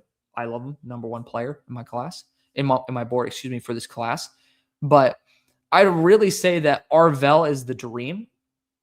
Like, of course, no shit, Sherlock. But even as a linebacker, I think it would be for him. So I think that's going to be the case. Like, if Bain goes at 2, then we could see a tackle go at 3. I think the dream for Saleh would end up being there. But Downs is not out of play. I'm just going to say that safety feels a little bit more or less likely, and I don't think Saleh brings it up because of what he's maximized before. But Love definitely is an underrated one, especially in a bad class. All right. We got 49ers 2025. What's up, brother? Do you think Dunker can play tackle in the NFL? Seems to struggle with pass rushers on the outside. I personally think of him as more of an inside guy. He looked better in Mobile than I gave him credit for based on tape. So maybe he has been working on that a little bit. And apparently his 34-inch arms, but I wouldn't bet on it. I'd prefer to have a guaranteed interior position for him. And if he can work at tackle, awesome. That would be my vision for him. Who is underrated late round big wide receiver with good route running?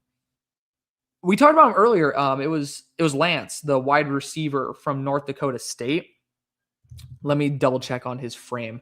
Bryce Lance is 6'3", 210. He's not a good route runner in the aspect of like the hard cuts, but if you're looking at someone who could run posts, slants, anything, corners, not bad. Really reliable hands. Like if you're looking for, again, late round, you're not going to get somebody who is just like, oh my God, this guy is like, a surgical blade.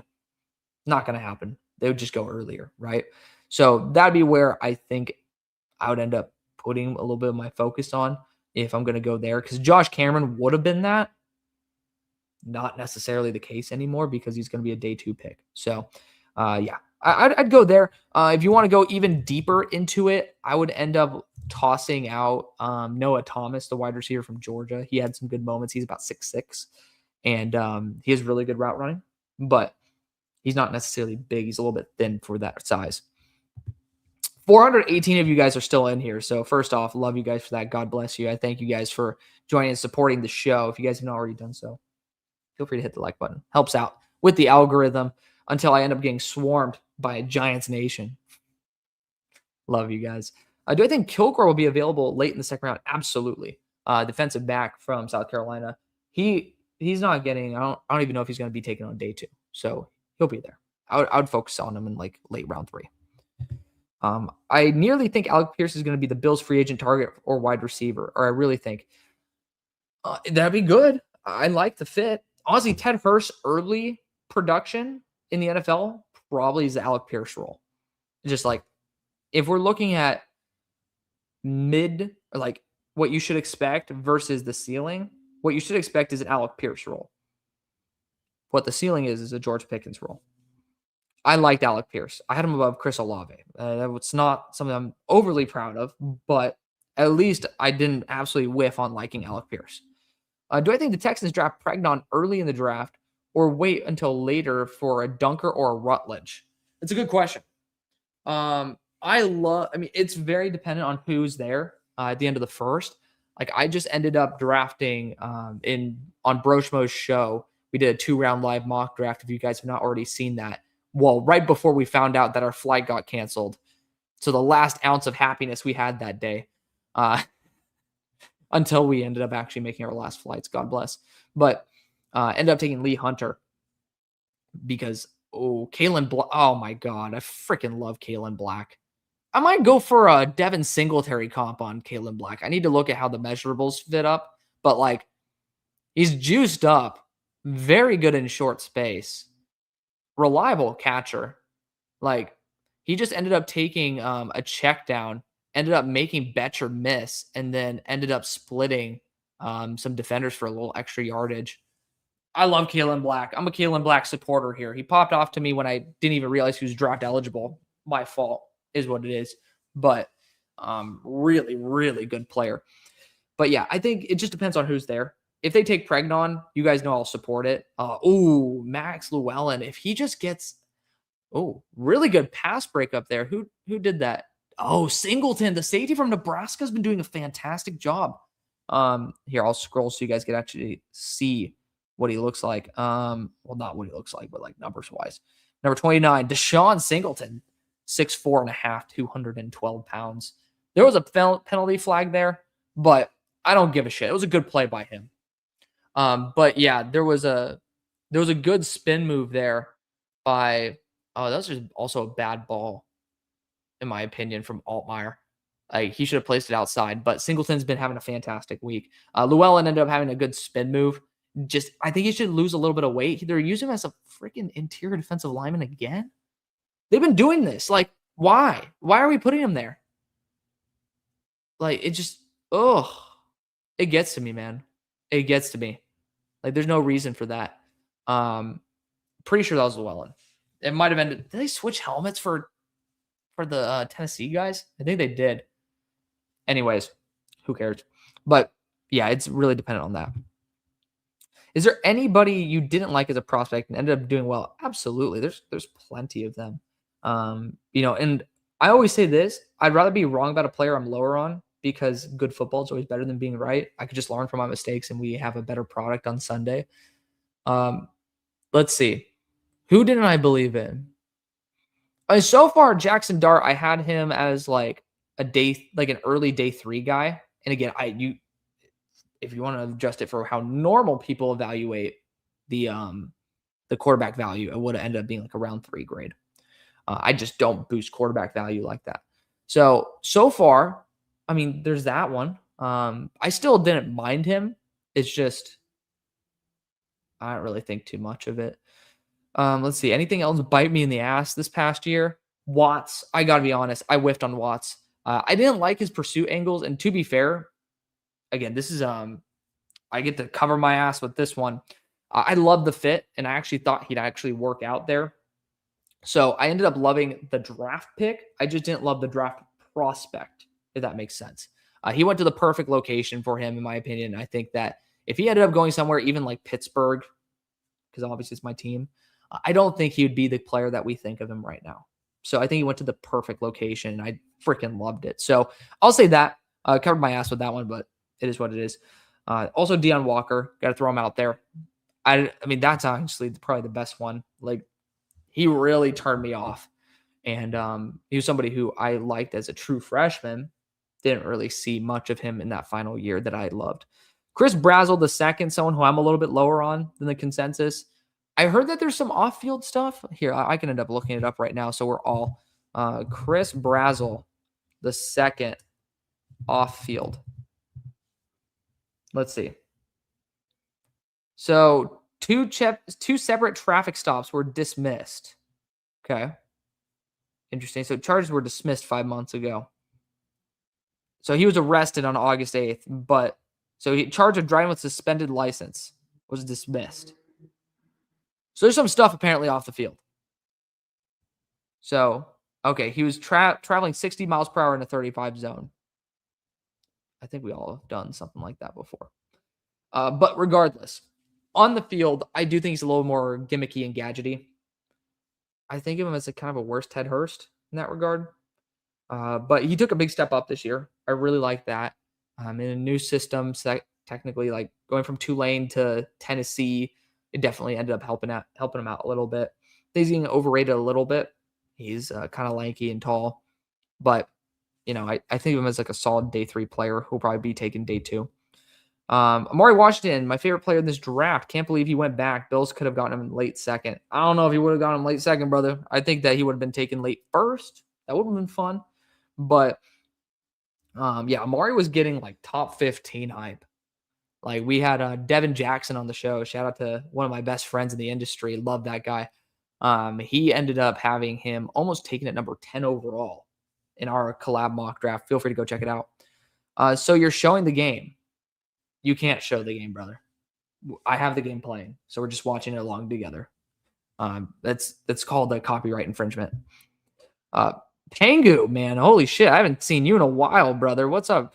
Good to see you. I've seen Pangu in like years. When do you think Chase Roberts gets drafted? Probably UDFA. He didn't look all that great at the Shrine Bowl. He had some good moments, but everybody has good moments, especially at these things. With the new Bills, the defensive coordinator, Leonard, do you reckon the Bills try to hit on a few linebackers? 100%. We talked about this a little bit earlier as well, but I absolutely think that there's a good amount of linebackers in this class to target. There's some Bills fans that want to use Keon like Michael Thomas. There's a big elevation of the role. I just got to be honest. And I was like, y'all already killed this man enough. Why do you want him to be something even more than you already wanted him to be?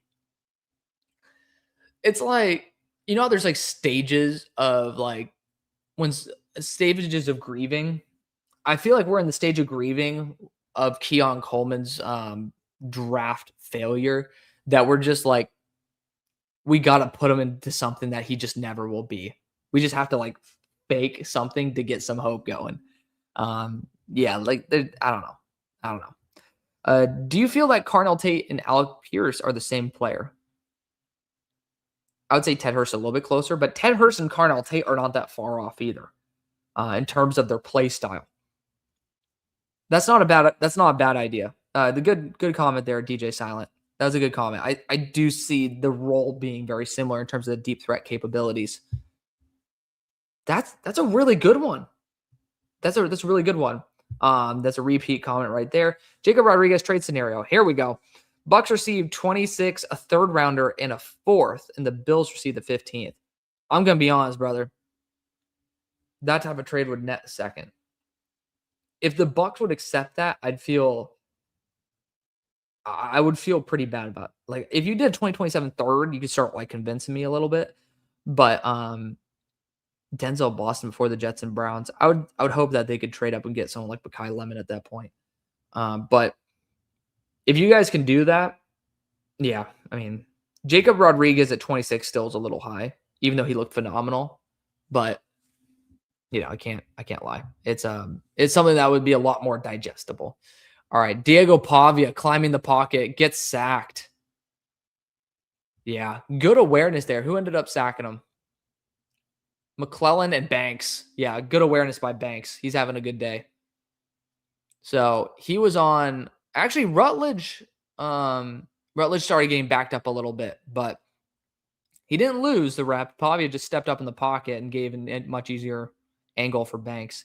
Edge rusher standing out so far. The one that stood out the most is Keon Sloan, the edge rusher from NC State. Everybody else is playing pretty up to what we expected. Like Young's had a good day. Zion Young is who the fuck I was just talking about. But I would end up also tossing in Vincent Anthony Jr. Also really good day. I'd probably put those three as like the ones that popped off so far. As a Bill fan, I'm moving that far. If only Tyson falls. Yeah, that's what I was saying.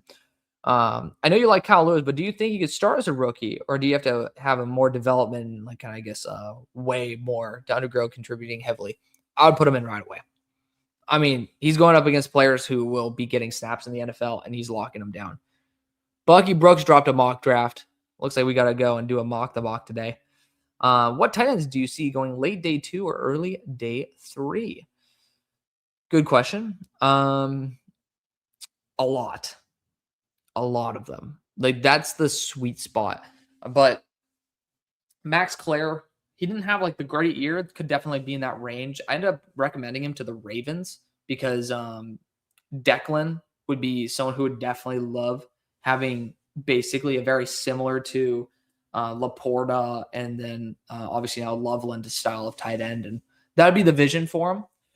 So that'd be like someone who I have in that range. Kittelman drops the ball too much. I think he'll be a blocking tight end as like a late day 3 guy, maybe like mid day 3, depending on that. Dude, Pavia again with another sack. Is that Kieron Crawford?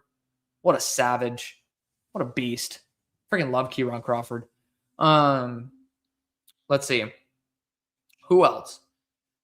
Eli Raritan ended up doing a really good job at the Shrine Bowl, but he was listed 260 and ended up being 247. Oh my. Is that the Maryland tackle? That Maryland tackle has been ass all week. I pity anybody who has to be protected by that man. It is so sad. But I would say that group, there's probably more that are not coming to mind off the top of the head. Is there a Puka / hidden gem in this class? I gotta do just a little bit more tape eval on him before I make any claims. But Cyrus Allen looked very polished.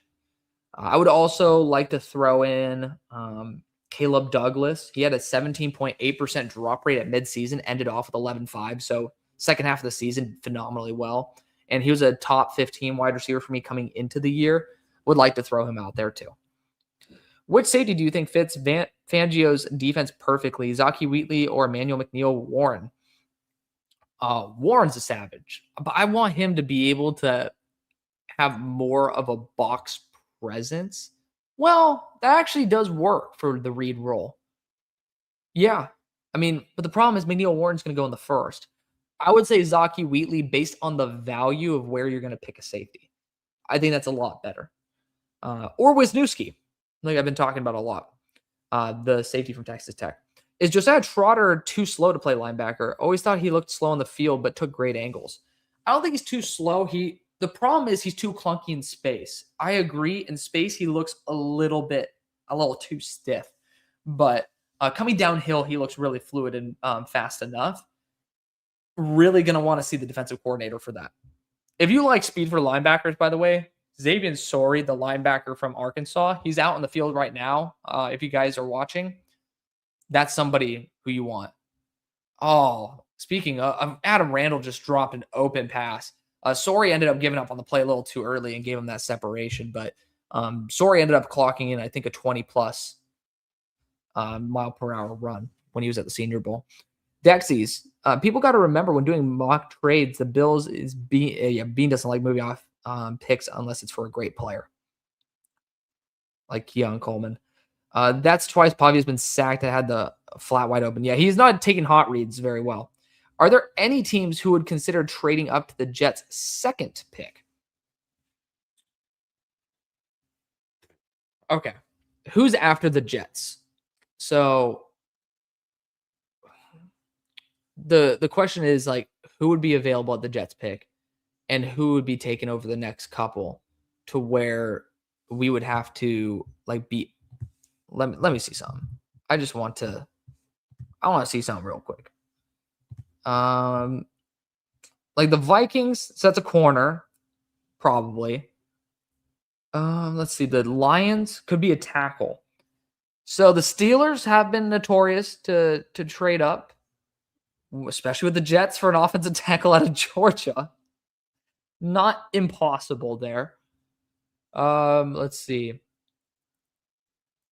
If the Lions are trying to get Vega, the Chargers, if they want to go get him, could get a little aggressive. Again, it's within the reasonable range of move up, about like a third round pick, which could be like a fourth and a next year fourth or fifth.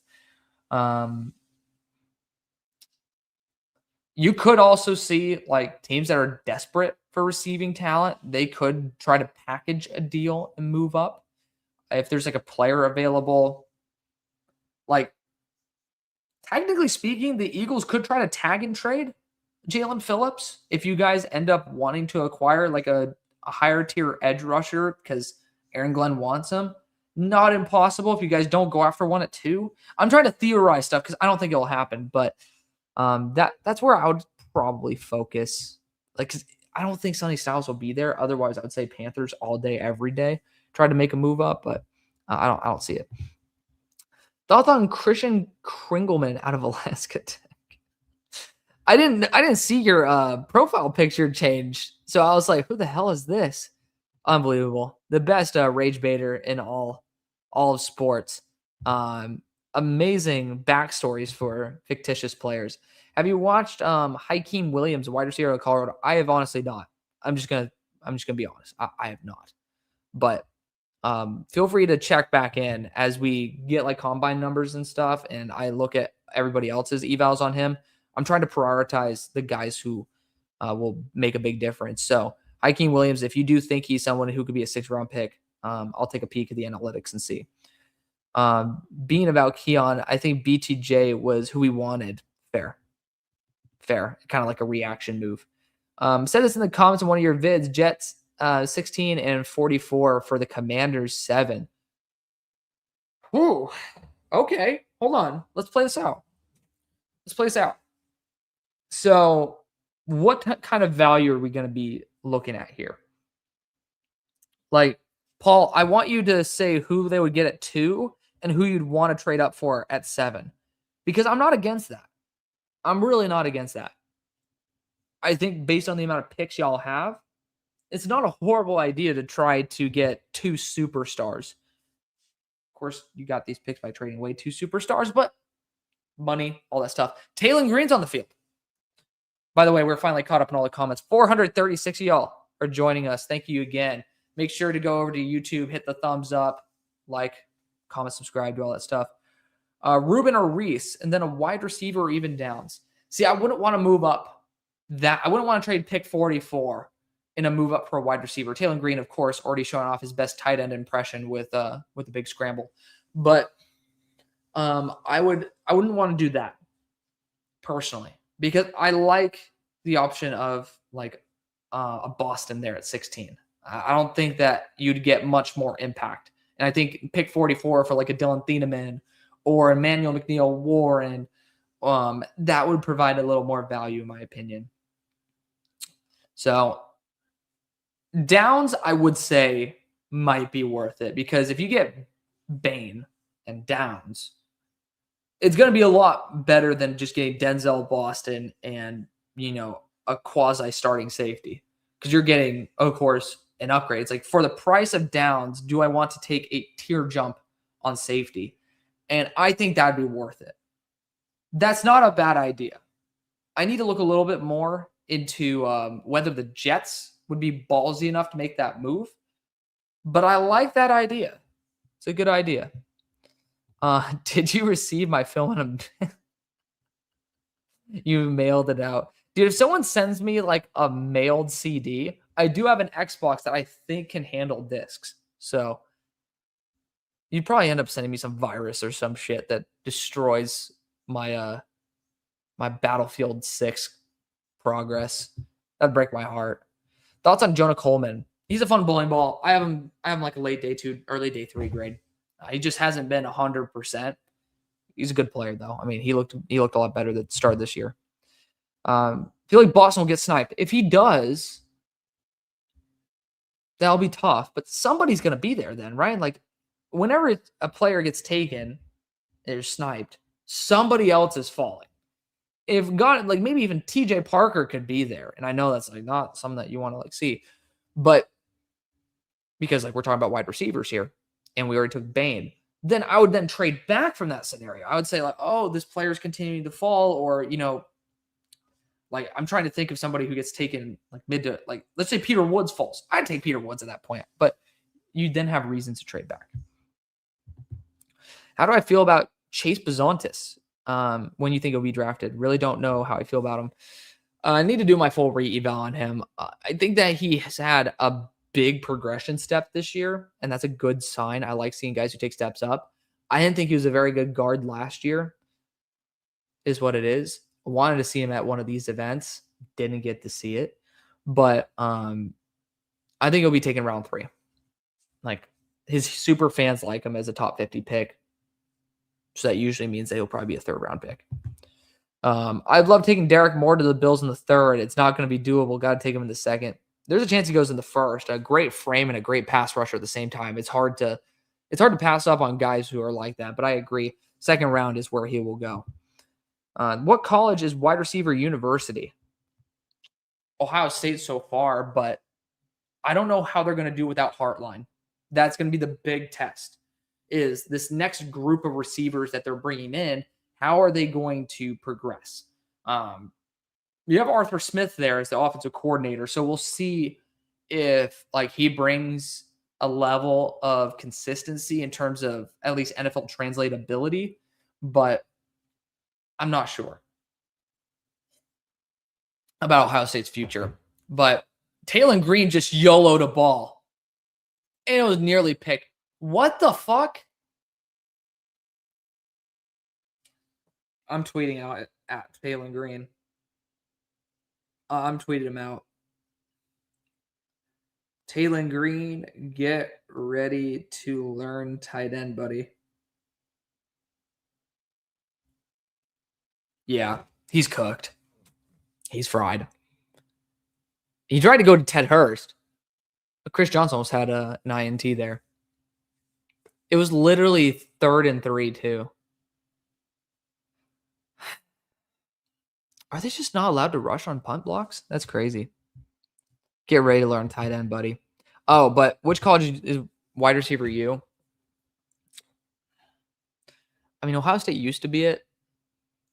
Like, Texas has had quite a few really good ones. And with the way that they spend money, I do think it's going to continue drawing a lot of talent 2 there for it because I'm trying to remember, but like Texas A&M's doing a good job too. They got Concepcion. Now they got Horton there. Like it used to be like Bama has that in that equation. LSU does too. LSU could. They got Jace Brown this year. I don't know. Like Indiana, because Signetti's there, like it's attracting enough talent. The problem is we're not seeing enough schools develop wide receivers because wide receivers are bouncing. Ohio State retains better probably than the majority of them. So I would probably stick there. Any later round tackles that we could see sticking at tackle? Later round, I assume is round 4 and beyond. That's a tough question. There's not many of them, if any. I'm just going to be so honest. Like, Ian Ochor would have been, but now he looks like a round 2 guy. Blake Miller would have been, but he is now also considered even a round 1 guy by some. So I don't think there's any, if I'm being honest. I don't think there's any that I genuinely, I mean, you want to talk about super duper depth and it's a different equation, but I don't see any with like legitimate chance of starting. I'll just say that. Jacob Rodriguez is Seattle. Does he last that long? Does the combine, what does the combine do to his stock? Good question. Seattle, I honestly don't mind it. I don't think Seattle needs linebacker as much as maybe I used to emphasize. I think they've done a pretty solid job in that aspect. I would end up saying if he is there, I'd trade back. I really would. I don't think that the Broncos would pass on him at that point. I do feel like Rodriguez has firmly set himself into that early to late 1 range. And there's a lot of teams that need a linebacker late 1. And the 5th-year contract could be kind of huge. So and Seattle has just such few picks. That's why that's Cody Mauch. Oh my God. I was like, that was not a pretty picture, but dude looks like a baller with the flow. But yeah, I just don't think with the picks that they have, it would be necessarily great. Taylor Green. Yeah, getting a good reaction there. Miami edge that's not Bane. Do you think so Akeem Mesidor? Absolutely. Absolutely. I really liked Akeem Mesidor. I knocked him like 6 it factor points because I thought he was already 25. It's going to be 26. He's just going to be a little bit older of a rookie. I think he's going to be fantastic. I would take him late 1. After seeing TJ at the Senior Bowl, I like him to the Bills even more now, but I don't think he falls at 26. Spot on. Last one I had on my mind was the Jets taking Vega at 16, slot him into the O line. If you don't bring an AVT, it's a good idea. It's just I feel like you could end up retaining that talent and then using 16 somewhere else.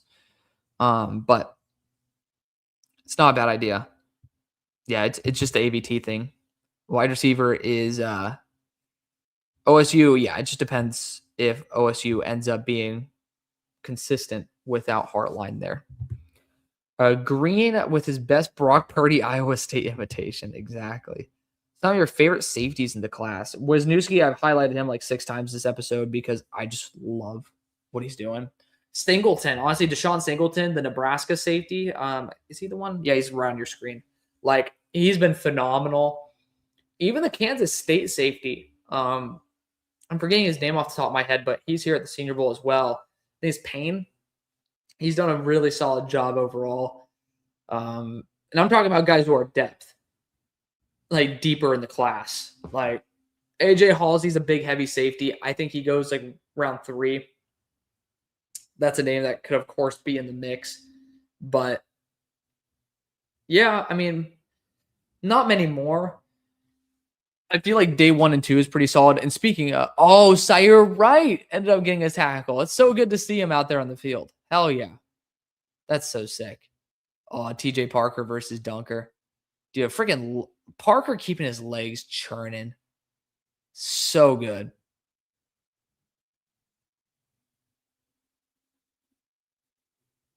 What the hell? Dunker just like slammed his head into into Jordan Hudson, or excuse me, Kyron Hudson there on after the play or during the Senior Bowl. But yeah, I would say that. Seattle fan, mind another good corner. I agree. There's guard, there's corner. McGowan with a good adjustment catch. Who the hell just threw that? That was an ass football. Pavia. Honestly, Pavia, I wouldn't expect that from. But who, in your opinion, are the true blue chip talents of the class? Okay, so I would say probably 4 of them. Downs, Bain, Tyson if healthy. Is there a 4th? Let me check my board. I just want to, before I end up saying anything here, and I actually think Peter Woods. Like those would be the 4. Which edge rusher do you think best fits with Seattle? Derek Moore. I mean, his ability to stand up, also rush from other spots. I mean, Mike McDonald likes that flexibility. He can drop into coverage. Derek Moore such. Is that a? Oh, I thought it was a Sharon Moore profile picture. Definitely would probably be Derek Moore that pops into my mind. 58 people here in here now. Technically speaking, it's 391 on Twitter as well. We have 445 total. God bless you guys. I appreciate it. Of course, YouTube is the only spot where I'll generate revenue, but I don't do these streams for revenue. Do it just to hang out with you guys. And you guys have been asking me to do a stream, so I kind of owe it to y'all. And I love hanging out with y'all. Romello Height to the Bills in the second round now with Jim Leonard. Thoughts? I like the, because obviously you're talking about like that Nick Benito aspect. I don't mind the DPR fit. He doesn't need to go in the second. I think third, perfectly reasonable. But I do like that idea. I mean, you can end up using him in that regard. There's just so many good edge rushers. Like Keon Sloan, I think would be a better option in like the 3rd or 4th round from NC State if you're just going to want to go after a DPR. We finally caught up with all the comments as well. God bless you guys. I appreciate all y'all for hanging out. And, you know, we're in the 4th quarter with 10 minutes to go. I'm the slowest coffee drinker on the internet for someone who absolutely loves coffee. This is how we roll. But I'm telling you, I'm a sucker for coffee, man. And if you guys have not been to Mobile for the Senior Bowl, I highly recommend it. You don't even need credentials to go in. Just credentials are like what helps you get around and stuff.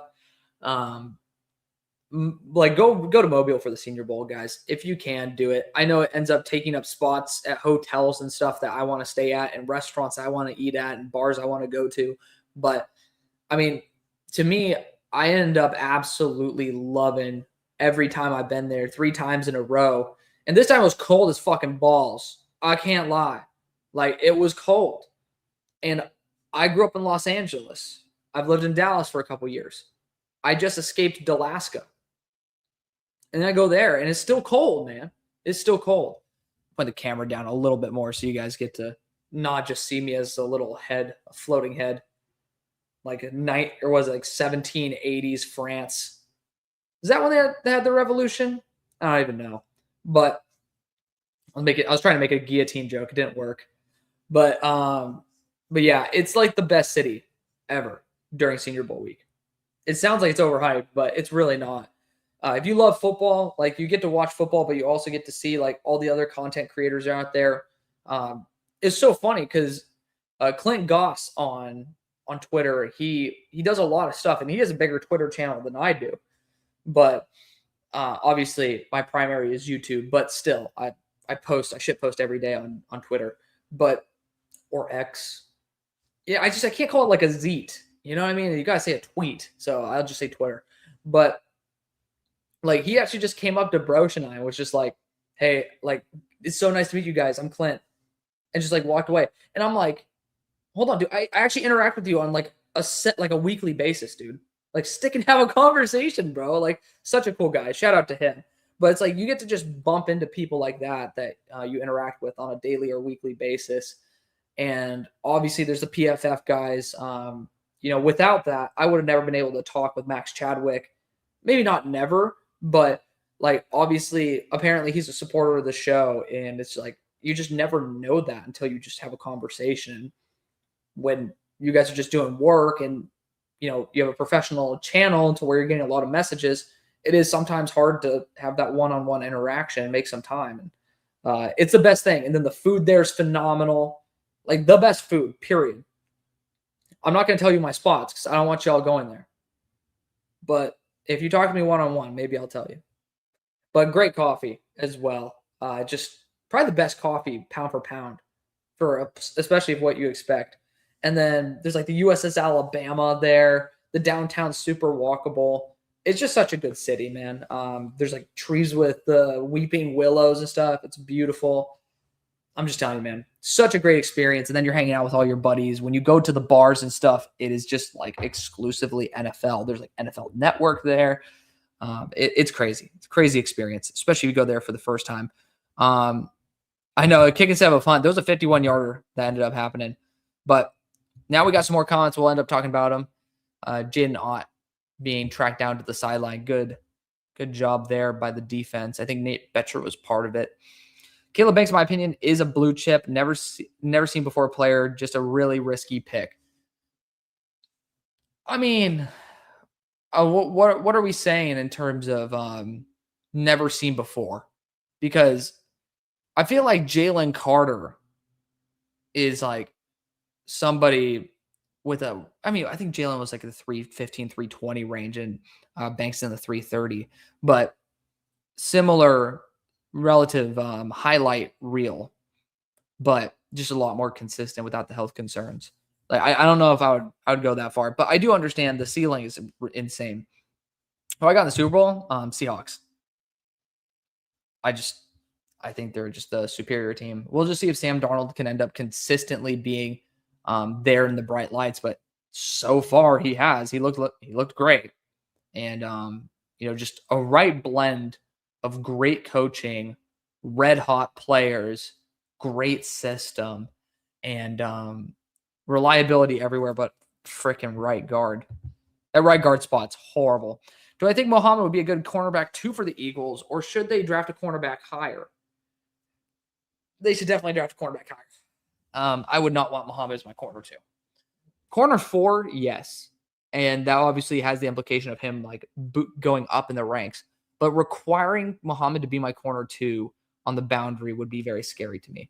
I'd rather just try to take what's his name? Oh, the corner from UCF last year. I think it's McWilliams. I'd rather try to put him on the outside than go after and then force Muhammad to be QB or CB2. What about Whitehead Williams from Ole Miss? Whitehead's a baller. I haven't been able to grade him in all 22, or I have not graded him in all 22. All of us to say we haven't been able to, that is a lie.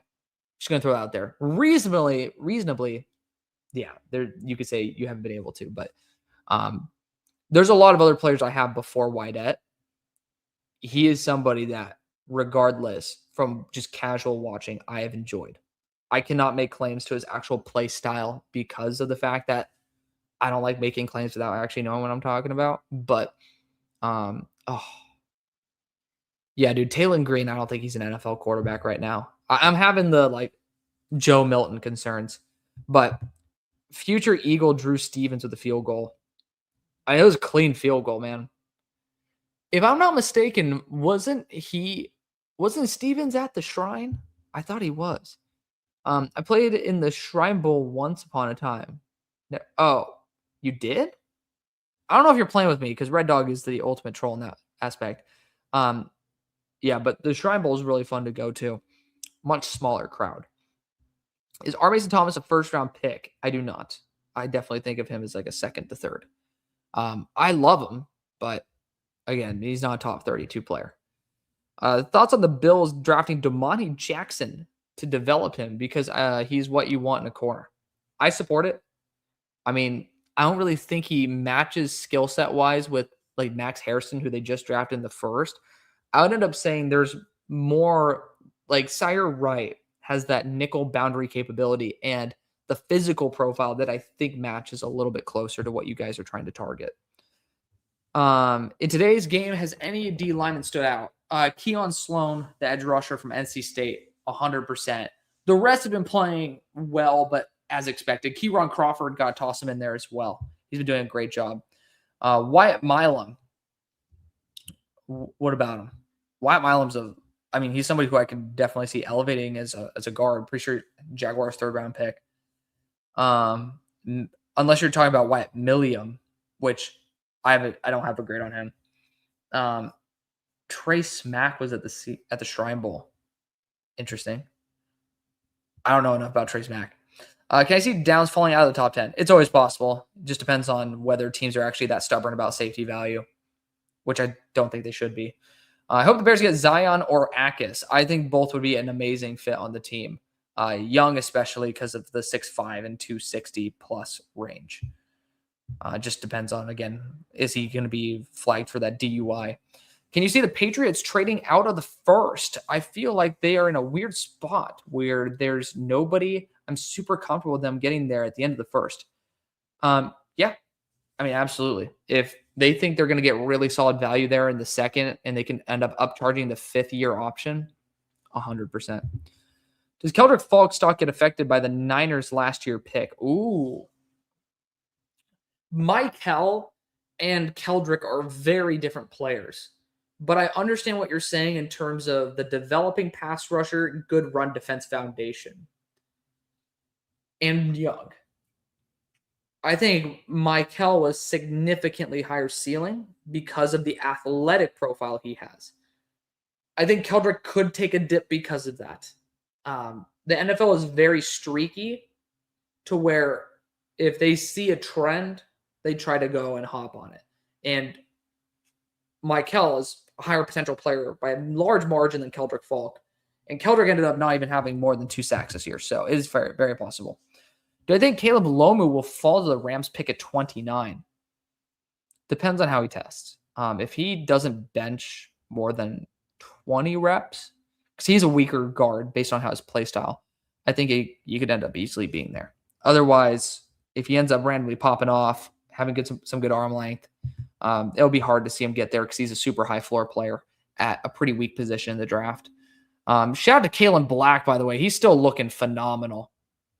He's still looking great. Better not have a knee issue, Kalen. Okay, I think he's adjusting a knee pad. But the Bills don't pay Edwards. I would love Rutledge to be his replacement. Hell yeah. Go back to Georgia Tech, baby. Get another monster blocker there in the run game. Is TJ Parker top 20 lock after the bowl? Could never say lock because there's a lot of good edge rushers in the class. I would almost say yes. Very close. Very close to. I would say a top 26 lock. How about that? He's a round 1 lock for sure. He was not beforehand. There's a lot of variables in place. I know it's FCS, but what about Taco Dowler? Oh, actually, hold on. That's a real player. I gotta always see if you're talking about Taco. Yeah, no, he's yes, he was that Montana State kid. Yeah, dude, the dude's a savage. He's 5'9", though. It's gonna be tough to see him actually garner legitimate interest. But did Taco play in the Shrine? No. No, I thought I saw a Montana kid at the Shrine Bowl. Okay. He was in the Shrine Bowl. Okay. He was there. I honestly didn't see him pop off. I can't lie. I didn't see him pop off there. But I don't think there's too much of a gap for FCS to NFL. I think some players are just like in the FCS that should have not have been. So yeah, the Bears, I think we ended up talking about this a little bit earlier. If TJ Parker's there, I'd support that. Caden McDonald is a good one. Lee Hunter, I would take over Caden McDonald at that point. And then, trying to see who else I'd be open to for the Bears. Like absolute floor, I would end up trading back for this Zion Young. I'd really focus on edge or defensive interior there. But Caleb Lomu's an option as well. I do like him to be a short-term left tackle, long-term guard. That'd probably be where I would also focus. I don't want to go defensive line. Why is Domani Jackson not considered a high pick? Run around a lot of 10-1 and 10-1, 100-yard dash, I assume, and has an NFL bloodline. He just ended up being a little bit inconsistent this year, and it is a position where you got to be really consistently talented. I like him as an early day 3 player, like early 4.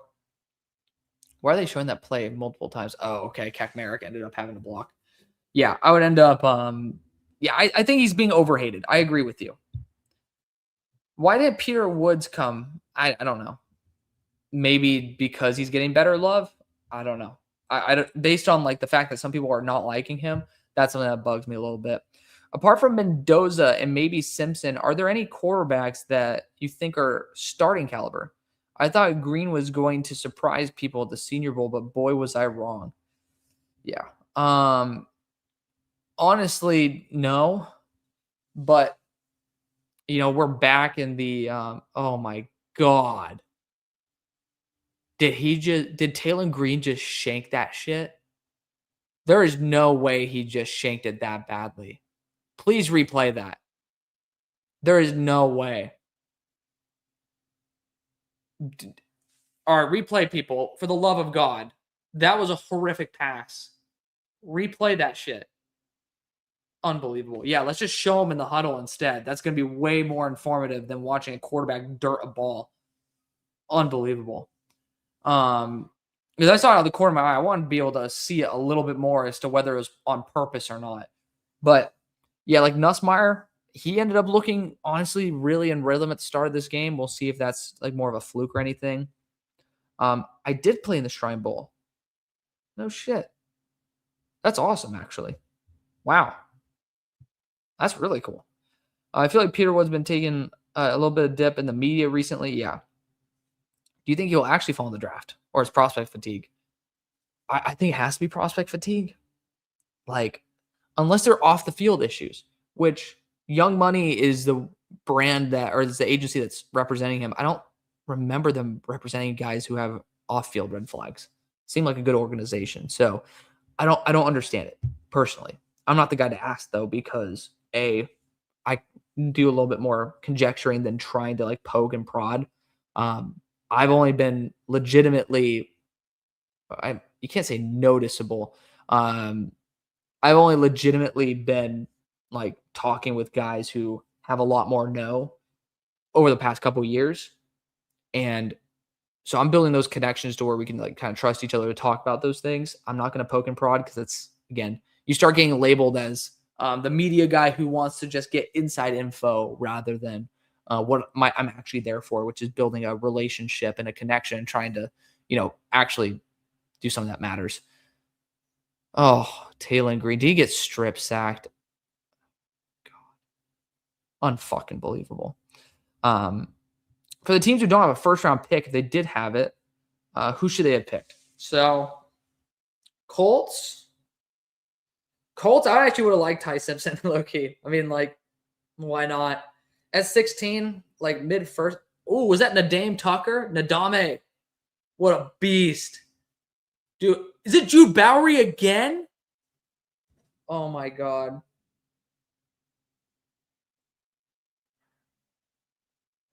I'm tweeting and just shit talk Jude Bowery.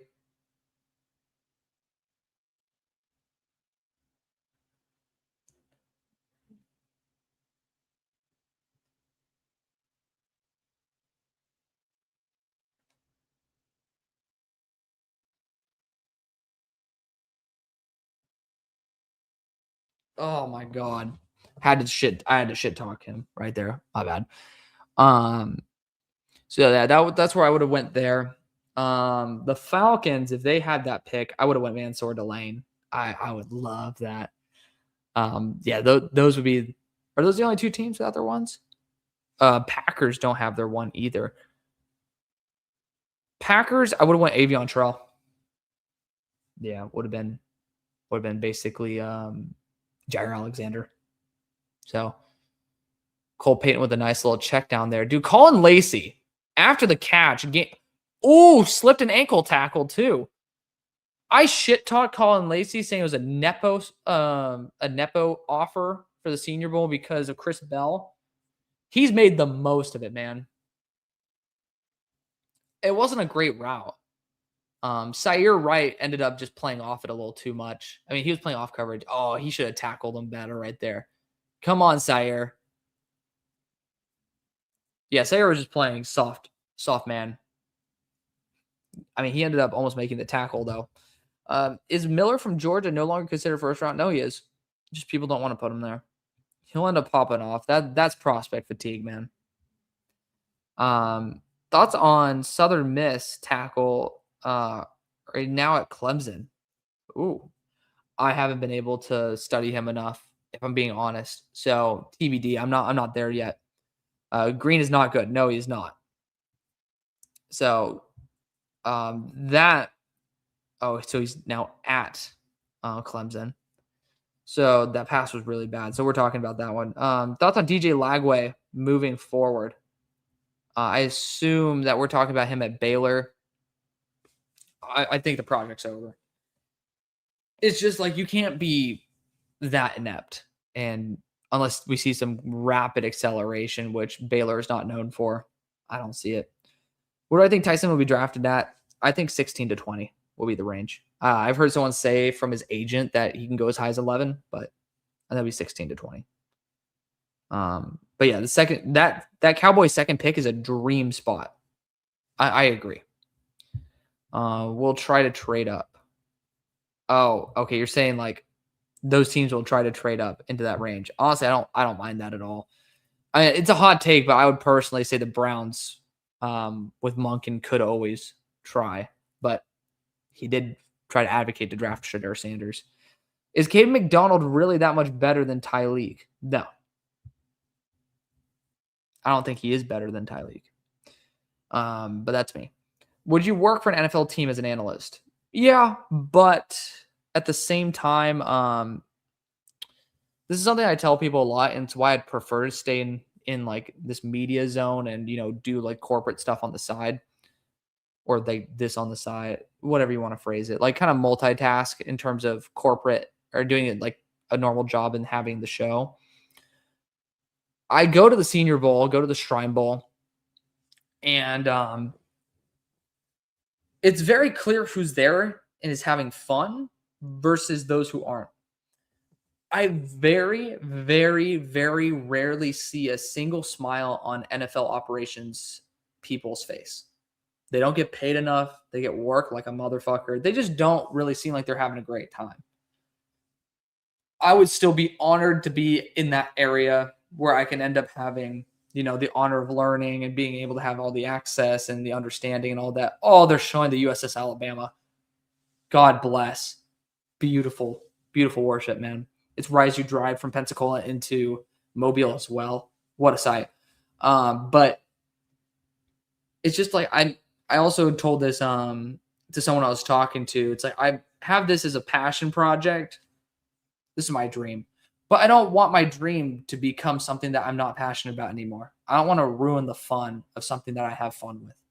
And just seeing how those people obviously felt the way I do now about the draft when they signed up to be an analyst, it does make me worried that it would end up killing the love I have for this. And that would be more detrimental than any progression I'd have in that field. Someone get Green out of the game. Don't worry. He won't be there much longer. Drew Barry might be a UDFA. Yeah, I don't think he's going to be drafted. All these QBs are ass. Drew Bowery is ass. If Ty Simpson gets drafted to the Steelers, how would I feel? I'd feel fine. Honestly, it's a late one pick. Like a late one, mid-late one is always a spot where you can take a shot on a QB. And if it pans out, awesome. If it doesn't, you took your chance. And it was someone who should have been a prospect in that range. So I think it would be fine. Okay. Assuming off-field issues aren't a problem, who do you think is where do I think? So let's just say no off-field concerns. They're like 0% care. We do not care. Pull Mike Tomlin like that. The lowest he would go is probably 7. I just think that based on like the production and stuff, pass rush matters a lot. I think that's where it would go. I mean, the absolute lowest, 12 to Dallas. Do I think safety out of Toledo can fall to the second? Yeah, I think he can. I mean, Emmanuel McNeil Warren could easily fall to the second, but I think he could go as high as the first. Is Brandon Cisse a first-round lock? No. His game versus Texas A&M is going to scare a lot of people. It scared the shit out of me after I had him top 10 on my board. I dropped him into the mid-30s. Like, it was that scary of losses that he had not shown before. I would need to hear that he had some medical concerns before I feel comfortable raising him back up. Moving to Pensacola for work, so I'll get familiar with the area. Hopefully catch a Senior Bowl. Absolutely do that. Yeah, I mean, Mobile's an hour drive away. Do yourself the favor and go there when you can, man. It's a great city. I like David Bailey going to the Chiefs. I think Spags likes bigger edge rushers, but I'm not going to shame him if he tries that out. Is there any possibility that Mendoza isn't going to the Raiders? 0.5%? Like, I literally was hearing scouts talking to, or like scouts from other teams talking to the Raiders scouts about like Fernando Mendoza. So it's like a foregone conclusion from what I have experienced. I think Bailey's best pass rusher of the draft. I'm not there, but I can easily see how you've gotten there. He's been the most productive pass rusher in the country. I don't mind it. But we have 2 minutes left in the game. Been going for 2.5 hours. This game's actually gone by pretty fast. Oh my God. Cole Payton forced a slant, nearly picked off. Good play by Ephesians Prize Sock, who we talked about earlier. Good on him, man. Almost done with my coffee that I made hours ago.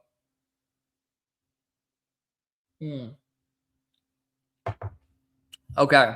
So, were you really a 5-star offensive lineman? No. The hell? I've never been a 5-star offensive. I'm 5'8", dude. Fuck. Now, I have played with some awesome, very, very talented individuals, some of which were 5 stars. I myself was not one. I played 7 years, though. Raiders trade for Lamar. That would be the only way that a number 1 pick would be moved. Let's see. This one first. Does Seattle take a shot on Cisse if he fits? Yeah. I think that he could be an early second. In that case, I still would do my best. Hey, we got a touchdown in here. Nice. So technically it is. Are they going for 2? What are we doing? You're down by 8, bud. Trying to win the game or some shit? Or they're down by 8. They're going for a 2-point conversion. Are they just doing it to show their ability to play a 2-point? I guess the kicker already did his job. But he was on the American team, I thought. Maybe I'm wrong. I don't know. But yeah, I think they would try to trade back, get some draft capital if they could feel comfortable with that. Does production always mean skill? That's a good spot by you. Because I disagree that Bailey's the best pass rusher, but he is the most productive. So to me, I don't see the skill set, but I can see, based on what he has put out there, how people have seen the production and think he is. Is Mike Washington a 4th to 5th rounder? I think he's more of a 3rd round pick than anything in this class.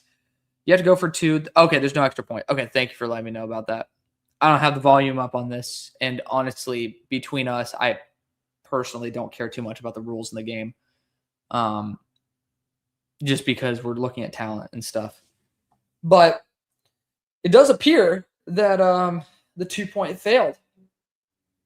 Womp womp. Why didn't I make the league? Because I'm 5'8". But jokes aside, I almost ended up going out for SMU's team in 2020.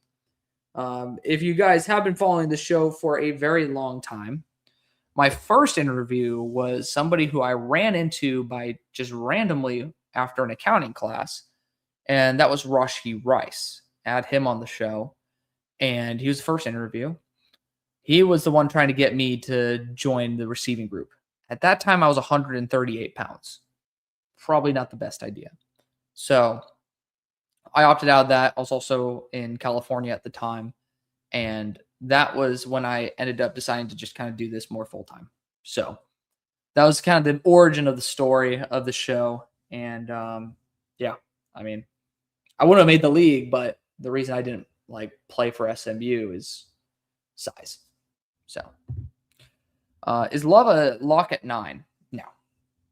I don't think that running back ever is a lock. There could be some issues that pop up medically that could always drop somebody. I would say he's a lock in the top 12. I don't think that he would be out of the equation for Dallas. Like, I think once it's at that point, then Dallas would say, fuck it. We roll. We ride. If Deuce Vaughn made it, you got it. Deuce Vaughn's a savage. I'm not going to shit on my boy. Who do you think is the best running back outside of Jeremiah Love? I would say Jadarian Price. I think he can be drafted probably in like pick 40 to 64. I think that's a good range for him. Emmett Johnson is a very fun scat back who has really good one cut ability. I have him more like early day 3 for me, but I understand those of y'all who have him on a midday 2. Love Rashi. He just hasn't been a wide receiver 1 for us. Yeah, and then the off-field stuff is certainly a big red flag. Kalen Black could be RB2. I think he could be the steal of the draft. I agree. For the running back side, I definitely agree. NFL Stock Exchange had Love fall to the Vikings. Oh, I think that's the absolute floor. I don't think the Vikings pass on him at that point, but that'd be very tough. This dude here looks kind of like Broshmo. The hell? Beard's not fully connected, though. Let's see, there's some areas of unequal growth right there. We got to put a comb in that, brother. I can't talk. I don't have that long of a beard. But, yeah, Vaughn is like 5'5". What are your thoughts on Warren McClendon as a prospect with his huge progression lead? Do you see him get extended? I do think it gets extended. He was a big surprise. Like, I think he should end up being a starter. I agree. I personally try to avoid tackle for the Rams because I think McClendon earned it. Been a massive fan of Derek Moore in the Senior Bowl. I think he could be a good pickup for the Ravens later on. I don't know what later on means to you, brother, but I think round 2 would be the latest that he would be selected. Anyways, guys, I'm going to wrap this up. Senior Bowl is officially ended. I want to be able to actually hit the gym and see some sunlight before it goes down and becomes an absolute shit show on the roads here in Dallas, Texas. It's already below freezing, but don't want to test it too much. We currently have 475 of y'all still in here. God bless. If you guys have not already subscribed over on the YouTube channel, please do so. It's where I end up doing the majority of my content. X is always fun for me, shit talking random stuff, so you guys can always see some stuff over there. I love you guys regardless. You guys have been fantastic. Again, I started this as the game started, so the fact that we built up this much of a viewership has been phenomenal. God bless you guys, and I really do appreciate it. We're going to try to do more streams more often, but we'll not be doing it for the Senior or Super Bowl just because I want to spend some time with family and enjoy the game, but this was still super fun. Love hanging out with you guys, and again, we have a big future coming up, so I'm excited for it, and